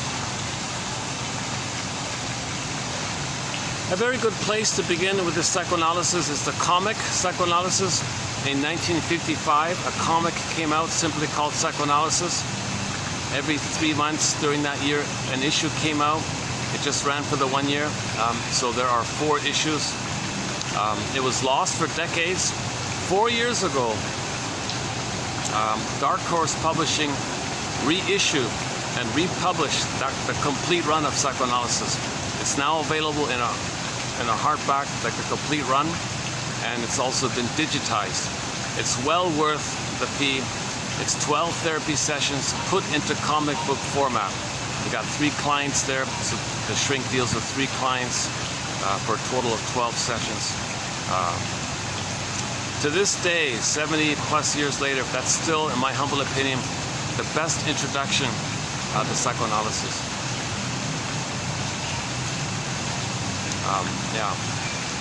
Karen Horney's book called Our Inner Conflicts is an excellent book. James F. Masterson's book called The Search for the Real Self. That's a good book. I think that Janoff quotes in our collection here, 2745 to 70, earlier this year, January, February of this year, 2024, we did 26 videos on the work of Arthur Janoff. Not so much his technique called primo therapy, but the knowledge he presents is pretty good. It's a good crash course of psychology. If you want like a self-contained, kind of pretty clear, in-depth, helpful, clear 101 to psychoanalysis, I think he offers it there, 2745 to 70. So we did 300 quotes from him.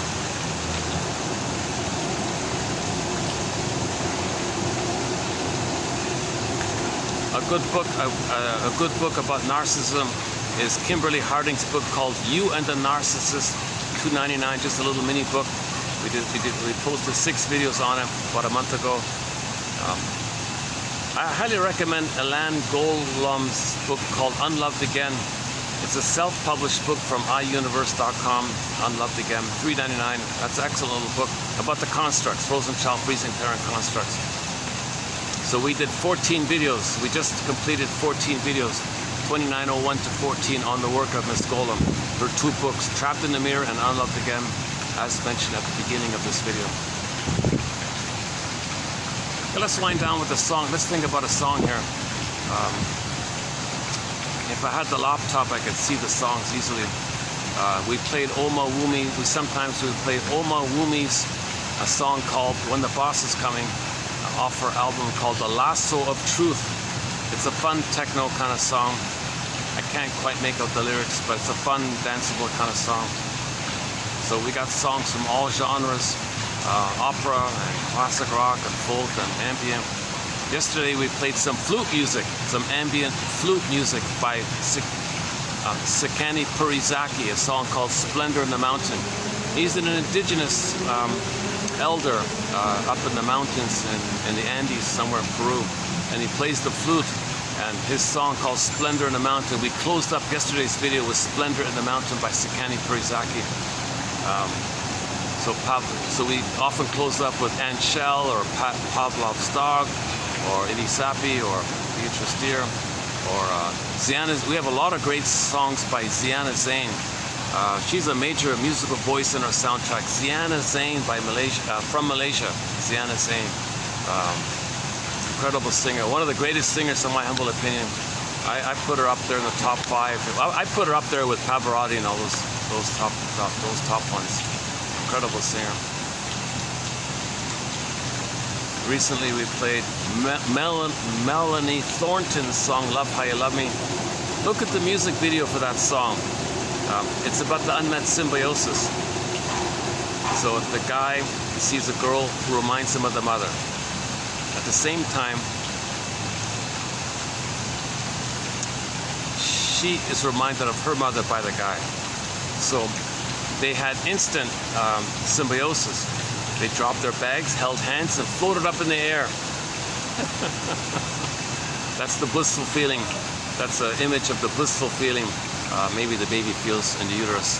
So if it's incomplete, I mean, if you didn't get it, you might still look for it. And if by chance two people mutually remind each other of each other's mothers, they may for a brief time have this blissful falling in love floating feeling called transference love. Of course it'll come down.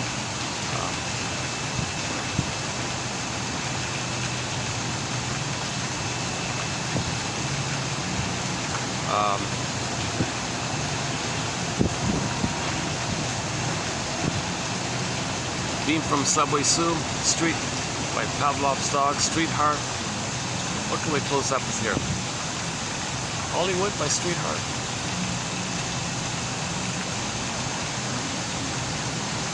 I don't think we've ever closed up with Hollywood by Streetheart. So the classic rock band Streetheart, headed up by Kenny Shields. He passed away maybe about 10 years ago, I think. 2015 or so. Yeah, maybe almost 10 years ago. Kenny Shields. So usually we play Star, Storyteller, What Kind of Love Is This? You know, before passing, Kenny Shields did a cover of Nature's Way. Yeah, we haven't played Nature's Way in a long time. So it's originally done by Randy California. That's what he calls him. I don't know his real name, but he was the lead singer of a band called Spirit. They only had 2 hit songs, I've Got a Line on You and Nature's Way. Christopher Cross, the singer Christopher Cross, does an excellent cover of Nature's Way. And Kenny Shields, just before he passed away, he did Nature's Way as a final goodbye or something. Nature's Way.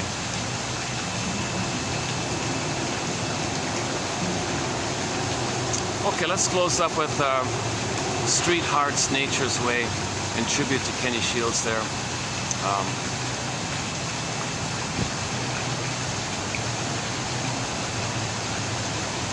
Why don't we close up with both songs? Let's close up with Hollywood. It has that bass riff at the beginning, and then we'll wind down with Nature's Way by Kenny Shields.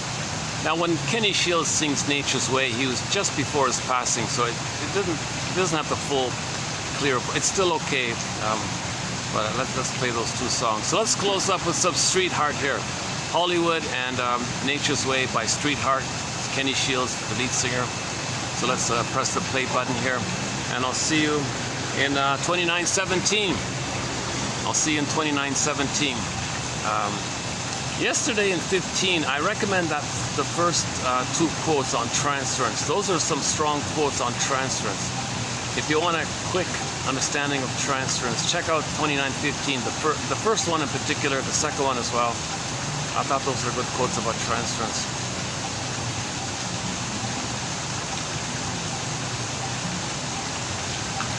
You're not in the present. You transit the past to the present, and in the present, you see the past in the present. That's called transfers. It's unresolved with the mother, unfinished with the mother. You got the hope, you're loyal, you whitewash, you believe. Okay, no, you got to stop this. The baby had to believe the lie, but we update the script, and as an adult, we call a spade a spade. No, the mother didn't provide the love. Now you're free, kind of thing.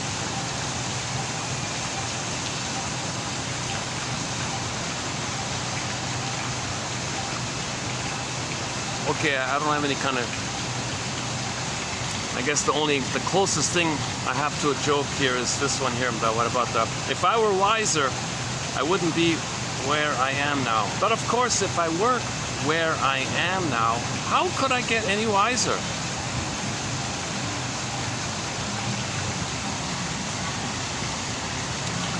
Okay, I'll see you in part 17. Thanks very much. Okay, let's press the play button, and we'll play those 2 songs by Streetheart. Thanks very much. I'll see you in 2917 for the love of narrative medicine and for the love of sometimes strange medicine. I'll see you in the next video. Thanks very much. Play button, bass riff. See you next time.